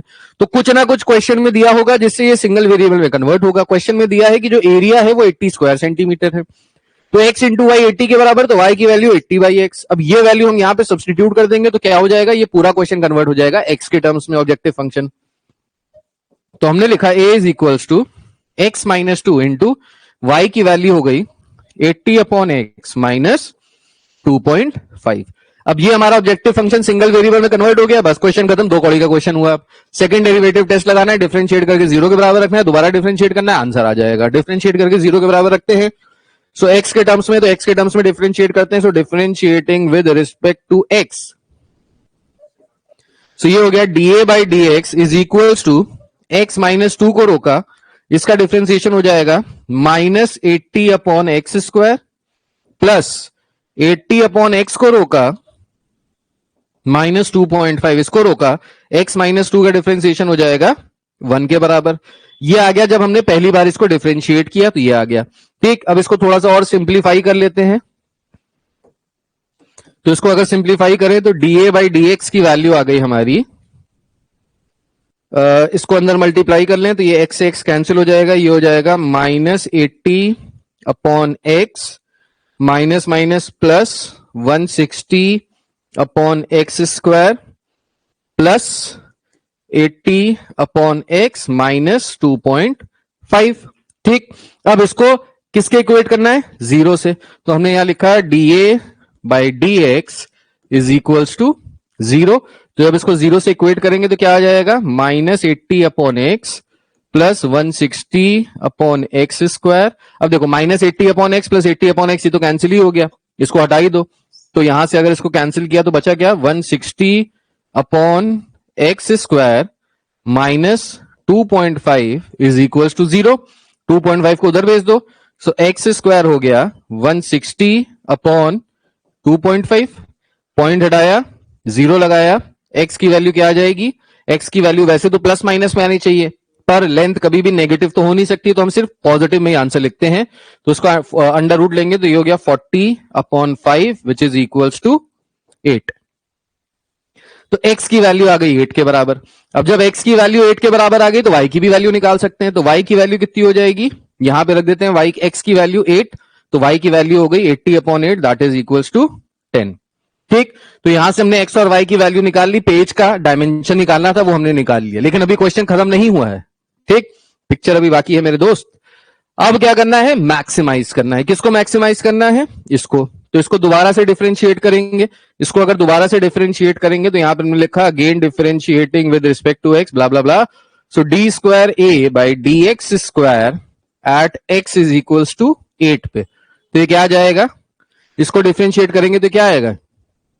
ये आ जाएगा माइनस 160 अपॉन एक्स क्यूब, और इसका डिफरेंशिएशन करेंगे तो जीरो आ जाएगा। अब x की जगह अगर आप 8 भी रखते हो तो ये वैल्यू हमेशा कैसी आएगी? नेगेटिव ही आएगी। ठीक, तो ये वैल्यू कैसे आई है? ये वैल्यू आई है negative.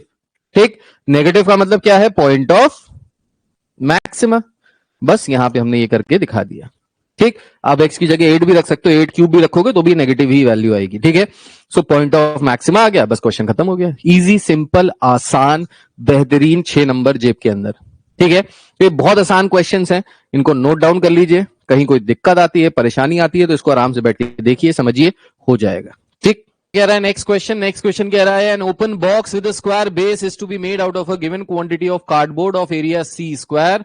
Show that the maximum volume of the open box is C cube upon 6 root 3। तो एक बॉक्स हमने बनाया है जिसका बेस जो है वो स्क्वायर के फॉर्म में है, मतलब लेंथ ब्रेथ जो होगी वो सब एक्स मान ली हम लोगों ने, हाइट को h मान लिया है। ये बॉक्स ऊपर से खुला होगा और ये जिस कार्डबोर्ड से बनाया जा रहा है उस कार्डबोर्ड का जो एरिया है वो सी स्क्वायर के बराबर है। ठीक है, अब हमको मैक्सिमाइज करना है किसको? वॉल्यूम को। तो वॉल्यूम ऑफ द बॉक्स किसके बराबर होता है? Length into breadth into height. तो जिसको मैक्सिमाइज करना है, सबसे पहले स्टेप 1 क्या था? क्वेश्चन को केयरफुली रीड करो, हमने किया। स्टेप 2 क्या था? डायग्राम बनाओ। अब अगर डायग्राम बनाने में दिक्कत आती है या प्रॉब्लम आती है या नहीं बन पाता है तो इसका मतलब है प्रैक्टिस की कमी है। थोड़ी सी प्रैक्टिस करेंगे, क्वेश्चन सॉल्व करेंगे तो आप डायग्राम भी बनाने लग जाएंगे। ठीक है, उसके बाद हमको ऑब्जेक्टिव फंक्शन है हमारा वॉल्यूम, जिसको मैक्सिमाइज करना है। तो अगर हमने लेंथ मानी है एक्स, ब्रेथ मानी है एक्स, तो ये हो जाएगा एक्स स्क्वायर इंटू एच। ये आ गया हमारा वॉल्यूम। अब ये जो हमारा ऑब्जेक्टिव फंक्शन वॉल्यूम आ रहा है ये दो वेरिएबल्स में आ रहा है, एक्स और एच के टर्म्स में। सिंगल टर्म में हमको कन्वर्ट करना है। सिंगल टर्म में कन्वर्ट करने के लिए हमेशा क्वेश्चन में कुछ ना कुछ गिवन होगा। क्वेश्चन में क्या गिवन है कि जिस कार्डबोर्ड से ये बन रहा है उसका एरिया क्या है? 6a स्क्वायर के सी स्क्वायर के बराबर है। ठीक है, अच्छा, अब ये जिस कार्डबोर्ड से बन रहा होगा, जितना एरिया उस कार्डबोर्ड का होगा उतना ही एरिया इसका भी होगा, टोटल सरफेस एरिया। ठीक, अब इसका अगर टोटल सरफेस एरिया निकालें तो इसका टोटल सरफेस एरिया क्या आ जाएगा? तो इसका टोटल सरफेस एरिया आ जाएगा, यहां से देखो, नीचे वाला बेस का ये वाला स्क्वायर। ठीक, तो इसका एरिया क्या आ जाएगा? इसका एरिया आ जाएगा एक्स स्क्वायर। ठीक, ये वाली जो साइड वॉल है इसका एरिया क्या आ जाएगा? इसका एरिया आ जाएगा एक्स इंटू एच। अब जो इसका होगा वही इसका भी हो जाएगा। ठीक, सामने वाली जो दीवार है इसका एरिया क्या हो जाएगा? सो सामने वाली जो दीवार है इसका एरिया हो जाएगा एक्स इंटू एच। ये भी हो जाएगा भाई, एक्स है और एच है, एक्स इंटू एच। पीछे वाले का भी क्या हो जाएगा? X into H. तो एक्स इंटू एच वाली कितनी दीवारें हो गई? 4 दीवारें। सो ये हो गया surface area. Area is equals to 4x into H plus नीचे वाले बेस का स्क्वायर, तो बेस हो गया हमारा एक्स स्क्वायर, ऊपर से खुला है तो ऊपर से कुछ होगा नहीं, इसलिए ऊपर को हम लोग लेंगे नहीं। अब यहां पे हम डायरेक्ट फॉर्मूला नहीं लगा सकते, यहां पे आपको दिमाग लगाना पड़ेगा, लॉजिक लगाना पड़ेगा, फिर सॉल्व करना पड़ेगा, इसलिए मैंने फॉर्मूले लॉजिक से समझाए हैं आपको। ठीक, अब ये किसके बराबर है as given in the question, so according to question ये किसके बराबर है, ये बराबर है सी स्क्वायर के। ठीक, तो यहां से अगर अपन h की वैल्यू निकालें तो h की वैल्यू क्या आ जाएगी, h की वैल्यू आ जाएगी यहां से 4xh is equals to c square minus x square. So h की वैल्यू आ गई यहां से c square minus x square upon 4x, ये वैल्यू आ गई यहां से। c जो क्वेश्चन में गिवन है, मैंने बोला था उसको कांस्टेंट की तरह ट्रीट करेंगे, मतलब c को हम कांस्टेंट की तरह ट्रीट करेंगे। ठीक, अब यहां से अगर इसको थोड़ा सा अलग अलग करके लिखे तो h की वैल्यू आ जाएगी यहां से c square upon 4x minus x upon 4, क्योंकि x से x कट जाएगा तो x अपॉन 4 बचेगा अगर इसको अलग अलग करके लिख ले। तो ये आ गई हमारी हाइट की वैल्यू। अब जो हाइट आया है वो x के टर्म्स में ही आया है, c तो कांस्टेंट ही है तो कोई दिक्कत नहीं है। अब ये जो h की वैल्यू आई है, ये h की वैल्यू हम यहां रख देते हैं, तो हमको वॉल्यूम मिल जाएगा जिसको हमको मैक्सिमाइज करना है। ठीक, तो यहां से अगर अपन वॉल्यूम निकालें तो वॉल्यूम कितना आ जाएगा, x square into c square upon 4x minus x upon 4, इसको अंदर मल्टीप्लाई करा दीजिए तो वॉल्यूम हो गया c square x upon 4 minus x cube upon 4।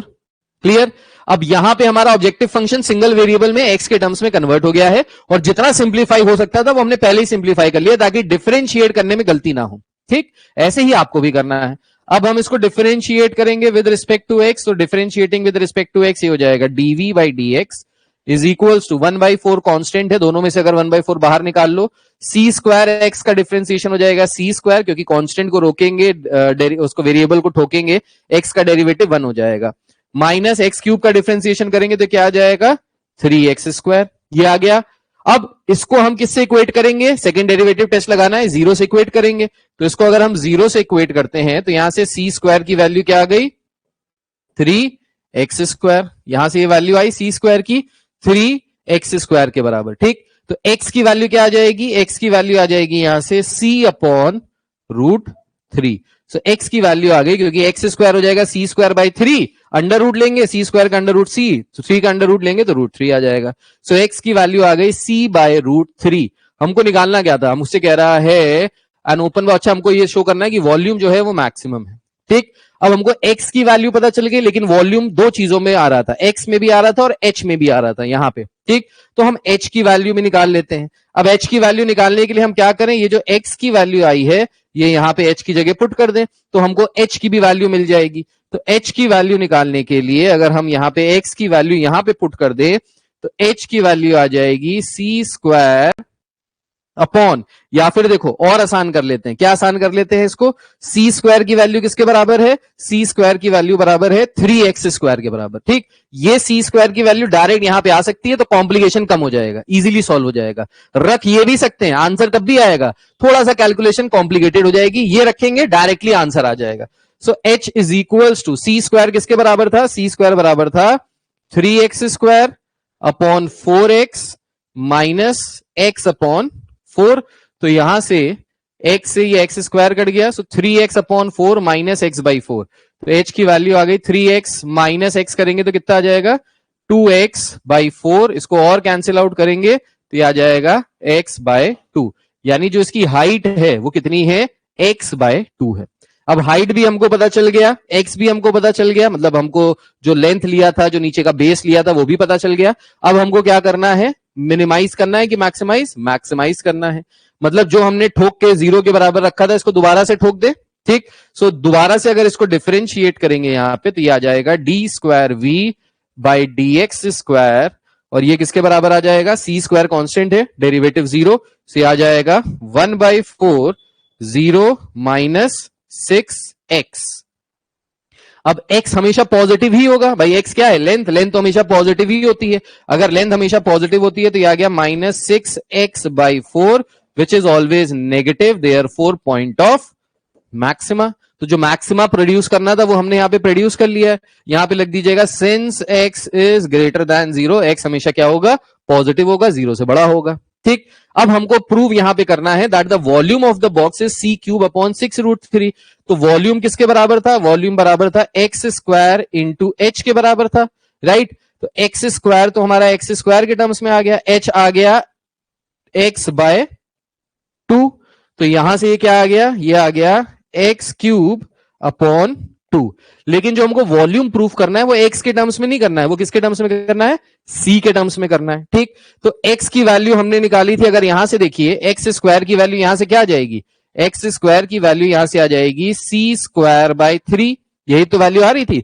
तो हम यहां पे एक्स स्क्वायर की जगह क्या लिख सकते हैं? यहां पे हम एक्स स्क्वायर की जगह लिख सकते हैं, यहीं पे डायरेक्ट लिख लेते हैं एक्स स्क्वायर की वैल्यू। तो एक्स स्क्वायर की वैल्यू आ जाएगी c square by 3 into 1/2 into x. अब इस एक्स को भी एलिमिनेट करना पड़ेगा क्योंकि जो हमको प्रूफ करना है वो सी के टर्म्स में ही करना है। सी के टर्म्स में एक्स की वैल्यू क्या है? सो एक्स की वैल्यू है सी के टर्म्स में सी बाय √3। तो ये वैल्यू यहां पे रख लेते हैं सी बाय √3, ठीक। तो ये कितना हो जाएगा? ये हो जाएगा सी क्यूब बाय 6√3। तो ये हो गया सी क्यूब बाय 6√3। अब देखो जो हम करते चले गए उससे आंसर अपने आप आता चला गया, हमने ज्यादा अकल नहीं लगाई, हमने ये नहीं सोचा अब क्या करेंगे अब क्या करेंगे। हमारे पास क्योंकि दिमाग में ये सेट था कि हमको क्या क्या स्टेप्स फॉलो करने हैं, वो स्टेप्स हमने फॉलो किए, जो हमको प्रूफ करना था वो अपने आप ही बन के चला आया। तो इसमें आपको दिमाग नहीं लगाना है, बस आपको ये दिमाग लगाना है कि कहां तक पहुंचना है। हमको पहुंचना था वॉल्यूम में यहां तक, वॉल्यूम जो हमने निकाली वो एक्स और एच के टर्म्स में आई, लेकिन जो हमको प्रूफ करना था वो सी के टर्म्स में था। हमने एक्स की वैल्यू सी के टर्म्स में भी निकाल ली, हमने एच की वैल्यू भी सी के टर्म्स में निकाल ली, एक्स के टर्म्स में निकाल ली, जिससे हमारा पूरा का पूरा क्वेश्चन हो गया सॉल्व। बढ़िया, बिंदास, बेहतरीन, ठीक है। So I hope this is clear to each and every one of you. Again लिख लीजिए इसको, कर लीजिए इसको, कहीं कोई दिक्कत आ रही है, परेशानी आ रही है तो दोबारा से देखिए।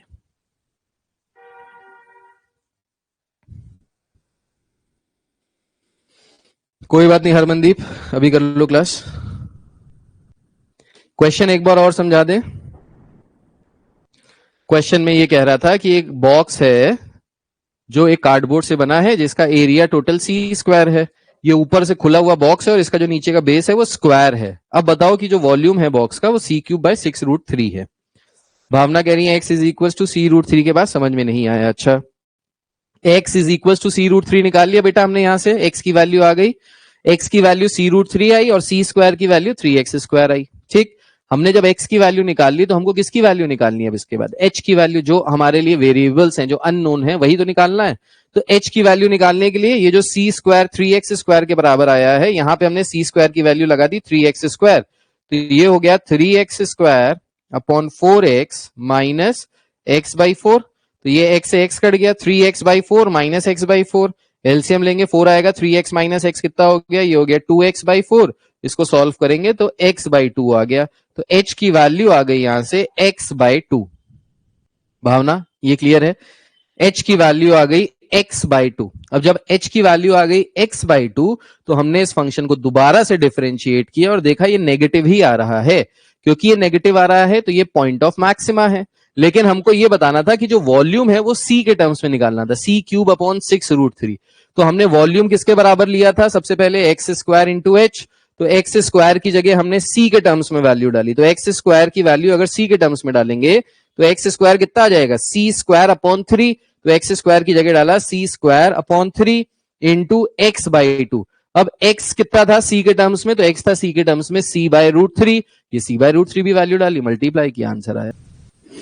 चलिए भाई नेक्स्ट क्वेश्चन देखते हैं क्या कह रहा है। नेक्स्ट क्वेश्चन कह रहा है show that the altitude of a right circular cone of maximum volume that can be inscribed in a sphere of radius r is 4π/3। तो जो वॉल्यूम है कोन की वो 4π/3 है, ये हमको प्रूफ करना है। Also show that the maximum volume of the cone is 8/27 volume of the sphere, ठीक। तो ये क्वेश्चन है। अब इस क्वेश्चन को सॉल्व करने के लिए सबसे पहले हमने क्वेश्चन को अच्छे से रीड किया, उसके बाद हमको फिगर बनाना है। तो फिगर में कह रहा है एक स्फेयर है, हमने गोला बनाया, उसके अंदर एक कोन है इंस्क्राइब, तो हमने एक कोन बनाया, ठीक। और इस स्फेयर का जो रेडियस है वो बस गिवन है r, जिसको हम कांस्टेंट की तरह ट्रीट करेंगे क्योंकि whatever is given in the question will be treated as a constant, ठीक। तो हमने स्मॉल r मान लिया स्फेयर का रेडियस और कैपिटल R मान लिया कोन का रेडियस, ठीक। तो कोन की अगर हाइट टोटल h है यहां से लेके यहां तक, ए से लेके पॉइंट बी तक, तो यहां से हमने एक सेंटर माना, ये स्फीयर का सेंटर है। तो अगर ये स्फीयर का सेंटर है तो यहां से यहां तक स्फीयर का रेडियस हो गया। हमने इस पॉइंट को इस पॉइंट से भी जोड़ लिया, सी से भी जोड़ लिया, इसको ओ बोल दिया। तो ये ओसी भी जो है वो आर के बराबर है, रेडियस के बराबर है। जो पूरी हाइट है वो एच के बराबर है, तो ये ओ भी कितना हो जाएगा, एच माइनस आर के बराबर हो जाएगा, क्योंकि पूरी हाइट है एच, इसमें से आर माइनस करो तो ये बचा हुआ पार्ट हो गया h minus r. Capital r मान लिया हमने, रेडियस ऑफ द कोन, ये सब लिखना है आपको कहानी के फॉर्म में, ठीक है, इंग्लिश उसमें सेंटेंस के फॉर्म में। ये हो गया आर। अब हमको क्या कह रहा है show that the altitude of a right circular cone of maximum volume. किसको मैक्सिमाइज करना है, वॉल्यूम को। किसकी वॉल्यूम को, कोन के वॉल्यूम को। कोन का वॉल्यूम क्या होता है, कोन का वॉल्यूम होता है 1/3 पाई आर स्क्वायर एच। अब यहां पे अगर हमने रेडियस को कैपिटल आर माना है तो कैपिटल आर स्क्वायर एच, ये हो गया हमारा वॉल्यूम जिसको हमको मैक्सिमाइज करना है। अब ये मैक्सिमाइज तो करना है, लेकिन ये दो वेरिएबल में है, आर और एच के टर्म्स में है। तो ऐसा कुछ जुगाड़ लगाएं कि या तो आर स्क्वायर की वैल्यू एच के टर्म्स में आ जाए या एच की वैल्यू आर के टर्म्स में आ जाए। सो इसके लिए हम क्या कर सकते हैं, ये जो ट्राइंगल हमको दिख रहा है ओबीसी, ये जो ओबीसी ट्राइंगल हमको दिख रहा है, इसमें हमको एच और आर के बीच में कुछ रिलेशनशिप मिल जाना चाहिए और कैपिटल आर के टर्म्स में मिल जाना चाहिए। इसको करके देखते हैं। सो हमने यहां पे लिखा इन ट्राइंगल ओबीसी, आप यहीं पे करके लिखोगे, मेरे पास जगह कम है तो इसलिए करके दिखा रहा हूं। तो यहां से आ जाएगा r square is equals to h minus r का whole square plus capital r square. कौन सा थ्योरम लगाया, पाइथागोरस थ्योरम लगाया, ठीक। अच्छा, हमको यहां पे कैपिटल आर स्क्वायर चाहिए, तो यहां से कैपिटल आर स्क्वायर निकाल सकते हैं। अगर यहां से कैपिटल आर स्क्वायर निकालें तो कैपिटल आर स्क्वायर की वैल्यू कितनी आ जाएगी, ये आ जाएगी r square minus h minus r का होल स्क्वायर। तो ऐसा करने से फायदा हमको ये हो गया कि हमको कैपिटल आर स्क्वायर की वैल्यू मिल गई, वो भी in terms of small r and h, जहां पे स्मॉल आर ऑलरेडी क्वेश्चन में गिवन है तो कांस्टेंट ही है, एच के टर्म्स में ये टोटल कन्वर्ट हो जाएगा। अब इसकी वैल्यू अगर हम यहां रख दें तो ये वॉल्यूम की वैल्यू आ जाएगी, वैल्यू ऑब्जेक्टिव फंक्शन हमारा हो जाएगा 1/3 pi h into are square. R square इसके बराबर है, सो कैपिटल आर स्क्वायर बराबर है small r square minus r minus h का होल स्क्वायर। ये इसके बराबर है, ठीक, कोई दिक्कत वाली बात नहीं है। अब इसको थोड़ा सा सिंप्लीफाई कर लेते हैं, तो ये हो जाएगा v is equals to 1/3 pi h into are square minus h square plus 2HR। तो आप यहाँ पे a माइनस बी का होल स्क्वायर का फॉर्मूला लगाएंगे, फिर उसमें माइनस से मल्टीप्लाई करेंगे, तो जो पॉजिटिव है वो नेगेटिव हो जाएगा, जो नेगेटिव आ रहा था वो पॉजिटिव हो जाएगा। फायदा यहां से ये हुआ, आर स्क्वायर से आर स्क्वायर कैंसिल हो गया। अब इस h को अंदर मल्टीप्लाई कर दें तो ये हो गया v is equals to 1/3 pi, h को अंदर मल्टीप्लाई करेंगे तो ये हो गया minus h cube plus 2r into h square, ठीक। तो ये आ गया हमारा objective function and that to this objective function has been converted into a single variable using the conditions जो हमने यहां से निकाली, बनाई क्वेश्चन में जो दी थी, ठीक। अब हमको क्या करना है, सेकंड डेरिवेटिव टेस्ट लगाना है। सेकंड डेरिवेटिव टेस्ट लगाने के लिए इसको डिफरेंशिएट करें विद रिस्पेक्ट टू h, क्योंकि h के ही रिस्पेक्ट में है, h के टर्म्स में है। सो 1/3 पाई कांस्टेंट है, माइनस एच क्यूब का आ जाएगा minus 3h square, 2r constant है तो ये आ गया 4rh। ये आ गया हमारा जब हमने एक बार डिफरेंशिएट किया। अब एक बार डिफरेंशिएट करने के बाद क्या करना होता है, जीरो के बराबर रखना होता है, तो इसको जीरो के बराबर रखेंगे। तो अगर जीरो के बराबर रखेंगे तो यहां से आ गया 1/3 pi into minus 3h square plus 4rh, this is equals to zero. ये 1/3 पाई उधर कांस्टेंट ले जाओ, सब जीरो हो गया। सो यहां से आ गया 3h square is equals to 4rh। So यहां से ये h स्क्वायर से ये h कैंसिल आउट हो गया, ठीक है। सो यहां से h की वैल्यू कितनी आ गई, 4/3r। ये किसकी वैल्यू आ गई, ये वैल्यू आ गई h की, ठीक। हम r की भी वैल्यू लिख सकते हैं विच इज 3/4h, वैसे भी लिख सकते हैं, कैसे भी लिखो, बात एक ही है। अब हमको प्रूफ क्या करना है ये देखते हैं। Show that the altitude of a right circular cone of maximum volume that can be inscribed in a sphere of radius r is 4π/3। तो जो हाइट है, एल्टीट्यूड का मतलब क्या होता है, हाइट, मतलब हमको ये शो करना है कि ये जो हाइट h है ये किसके बराबर आ रही है, 4π/3 के बराबर आ रही है।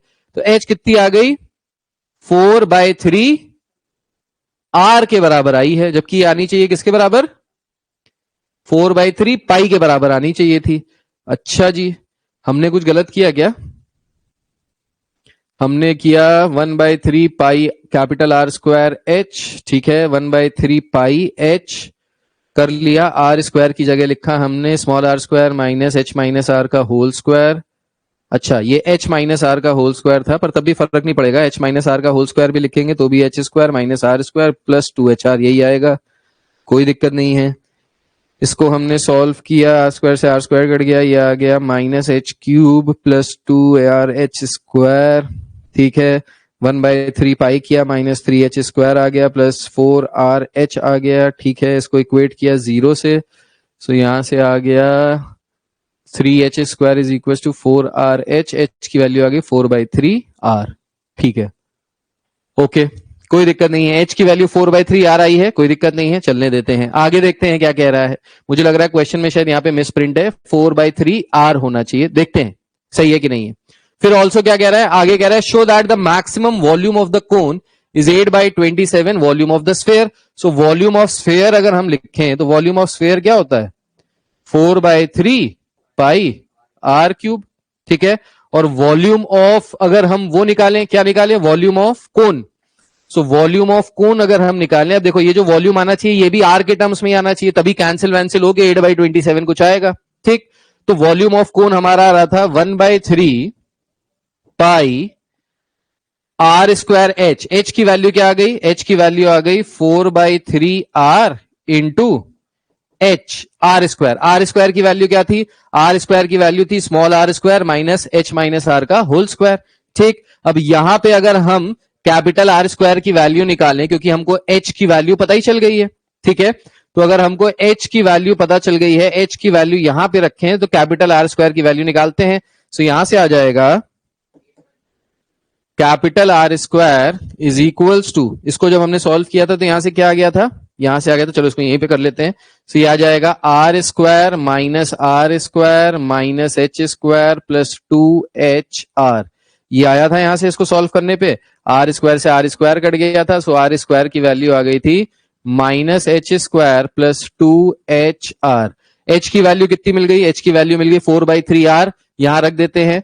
सो आर स्क्वायर कितना हो जाएगा, आर स्क्वायर हो जाएगा minus 16/9 r square plus 2R into h की वैल्यू क्या है 4/3 इंटू आर, तो ये हो गया minus 16/9 r square plus 4 2 8/3 r square, ठीक। अब यहां से एलसीएम ले लेते हैं, तो एलसीएम आ जाएगा 9, तो ये आ गया minus 16R square plus 3 times 8 3 24, तो 24R स्क्वायर, 24 में से 16 गया, कितना बचा 8, तो ये बच गया यहां से r square is equals to 8R square upon 9।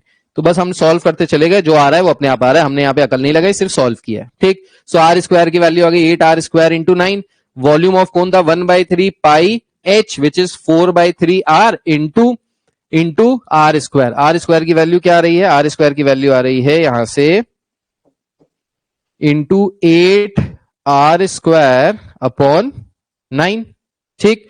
अब यहां पे कुछ कैंसिल आउट हो रहा है, नहीं हो रहा है, इसको सॉल्व करेंगे तो क्या आ जाएगा, ये आ जाएगा 3 3 9 9 9 81 and 8 4 32, so 32/81 pi r cube. So ये हमने वॉल्यूम ऑफ कोन निकाल लिया, किसके टर्म्स में, आर के टर्म्स में। अब वॉल्यूम ऑफ कोन भी आ गया, वॉल्यूम ऑफ स्फीयर भी आ गया, यहां पे क्या रहा है कि show that the maximum volume of the cone is 8/27 volume of sphere, ठीक। तो volume of cone upon volume of sphere कर लें तो यहां पे इन दोनों का रेशियो आ जाएगा, जो शायद हमको आंसर दे दे, ठीक। अब यहां पे मेरे पास जगह नहीं बची है, तो मैं नेक्स्ट पेज पे इसको सॉल्व कर रहा हूं, ये इसको थोड़ा सा छोटा कर लेते हैं, यहीं पे करते हैं वरना फिर कंफ्यूजन हो जाएगा, ओके। इसको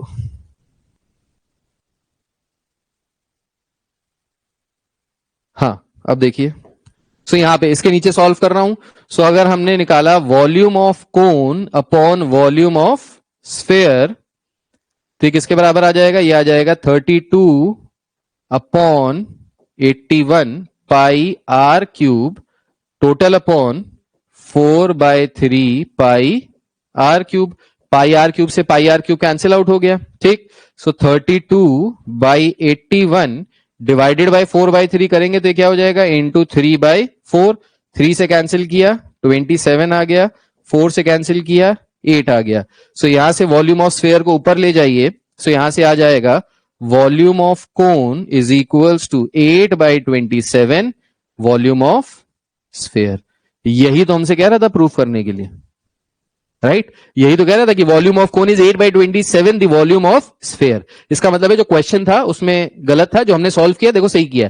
देखो अब क्वेश्चन भी गलत था, लेकिन जब मैंने सॉल्व किया वो अपने आप ही सही आता चला गया, ठीक है। क्वेश्चन में वैल्यू जो हमने यहां पे ली थी, क्वेश्चन में प्रिंटेड था, क्वेश्चन में वैल्यू यहां पे 8π/3 है, ये π/3 नहीं होगा, ये 4r/3 होगा, और ये अपने आप ही यहां से 4r/3 आ गया। ये भी हमने नहीं निकाला, हमने सही कर रहे थे, क्वेश्चन भी हमको समझ में आ गया कि गलत है, हमने सही किया, ठीक।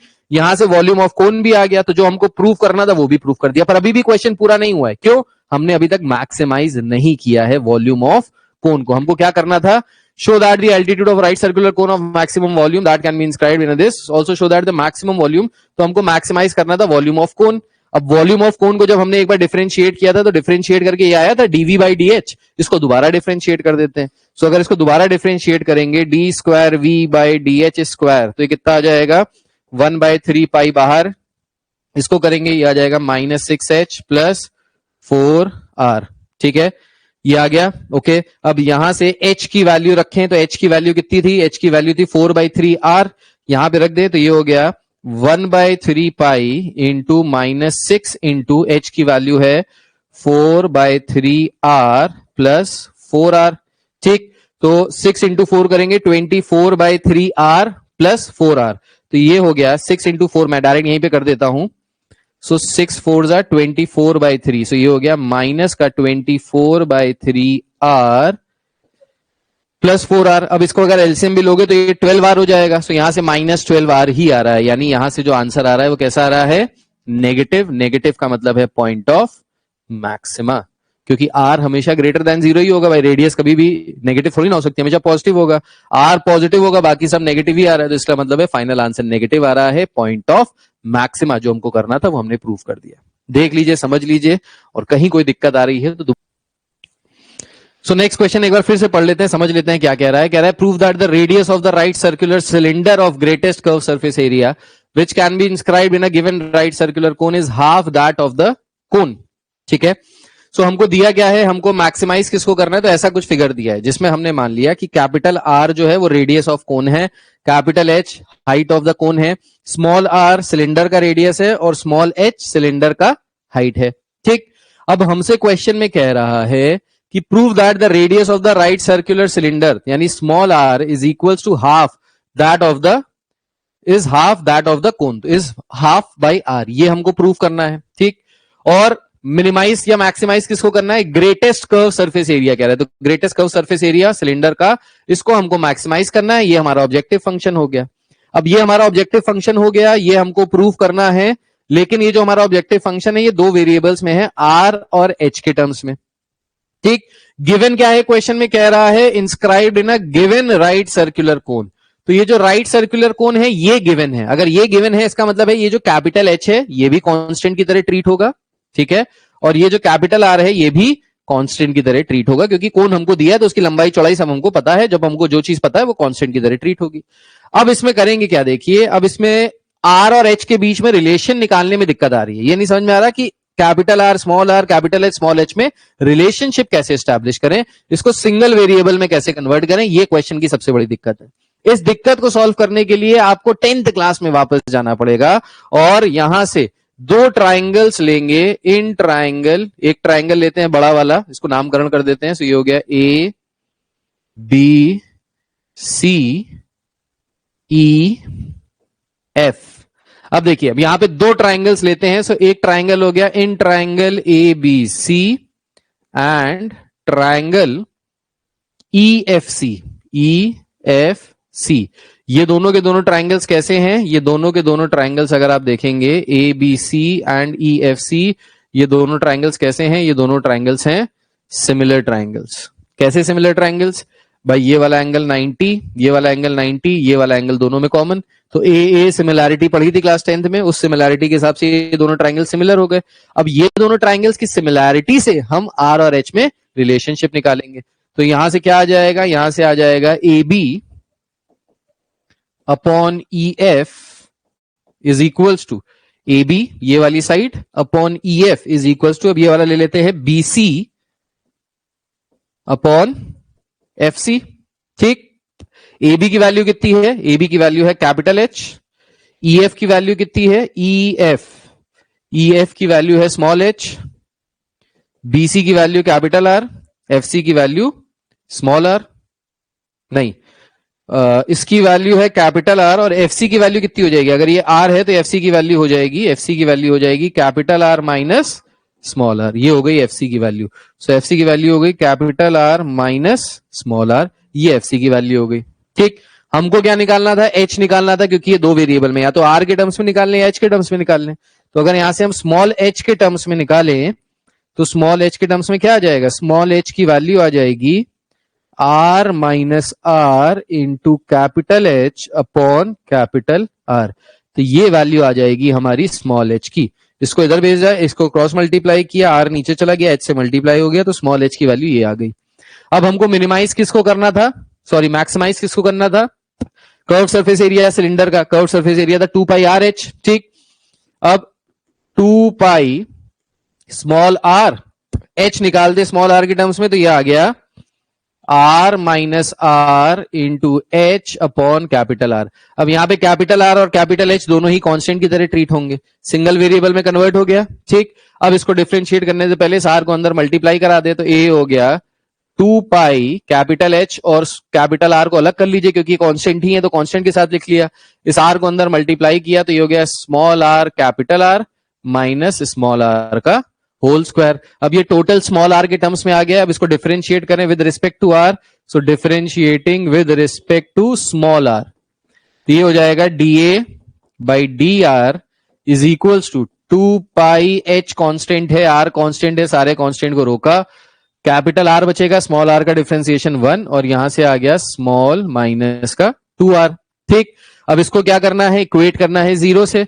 इसको जब अपन जीरो से इक्वेट करेंगे, इसको एक बार और डिफरेंशिएट कर लेते हैं यहीं पे, D square A by d are square, आप यहीं पे भी डिफरेंशिएट कर सकते हो। सो अगेन डिफरेंशिएट करेंगे तो 2 pi H upon are constant है, आर का डिफरेंशिएशन कांस्टेंट का 0 हो जाएगा और यहां से क्या आ जाएगा -2, -2 into constant is a negative value, negative का मतलब हो गया ये कैसा आ गया, ये आ गया पॉइंट ऑफ मैक्सिमा। अब जो प्रूफ करना है वो प्रूफ कर लेते हैं। कैसे, इसको हम 0 के बराबर रखते थे, तो इसको अगर हमने इक्वेशन 1 मांगना तो हमको पता है since d a by d r is equals to 0, second derivative test यही कहता है, तो यहां से आर की वैल्यू कितनी आ जाएगी 2r के बराबर, या हम ये कह सकते हैं small r is equals to capital r by 2। तो जो हमको प्रूफ करना था कि small r is equals to 1/2 capital r, वो यहां से अपने आप आ गया। ठीक है, ये आ गया, डबल डेरिवेटिव किया, नेगेटिव हो गया, मैक्सिमा आ गया। और भी कुछ करना है, prove that the radius of the right circular cylinder of greatest curve surface area which can be inscribed in a given right circular cone is that of half of the कोन। बस खत्म, easy solve हो गया। बस अब इस question को समझना मुश्किल था और इन लोगों के बीच में रिलेशनशिप्स निकालने मुश्किल से, बस यही इसमें दिक्कत थी, बाकी कोई भी दिक्कत परेशानी वाली बात नहीं थी। तो जितने इंपॉर्टेंट क्वेश्चंस बन सकते हैं यहां से, मैंने वो इंपॉर्टेंट क्वेश्चंस आपको कराए हैं, बेसिक क्वेश्चंस भी कराए हैं, इसको एक बार जरूर कर लीजिएगा। बाकी इससे रिलेटेड अगर आपके पास एमएल अग्रवाल किताब है तो एमएल अग्रवाल के जितने भी वर्ड प्रॉब्लम्स हैं लास्ट वाली एक्सरसाइज के सॉल्व्ड एग्जांपल्स, वो सॉल्व्ड एग्जांपल सारे क्वेश्चंस कर लीजिए, सारे क्वेश्चंस निपटा दीजिए, लेकिन उसका सोल्यूशन मत देखिएगा, मेरे तरीके से करिएगा, सोल्यूशन मत देखिएगा। आखिरी में आंसर चेक करने के लिए आप आंसर चेक कर सकते हो कि मेरा आंसर सही आ रहा है कि नहीं आ रहा है, या मैं कहां पे गलती कर रहा हूं। वैसे देखेंगे, वैसे करेंगे तो ये 6 नंबर आपकी जेब के अंदर फॉर गारंटी पक्का 100%। तो आज के लिए इतना ही रखते हैं, मिलते हैं नेक्स्ट क्लास में। Till then take care, God bless you all, bye bye, जय हिंद। अपना ख्याल रखिए, पढ़ते रहिए, मेहनत करते रहिए। Happy new year to each and every one of you.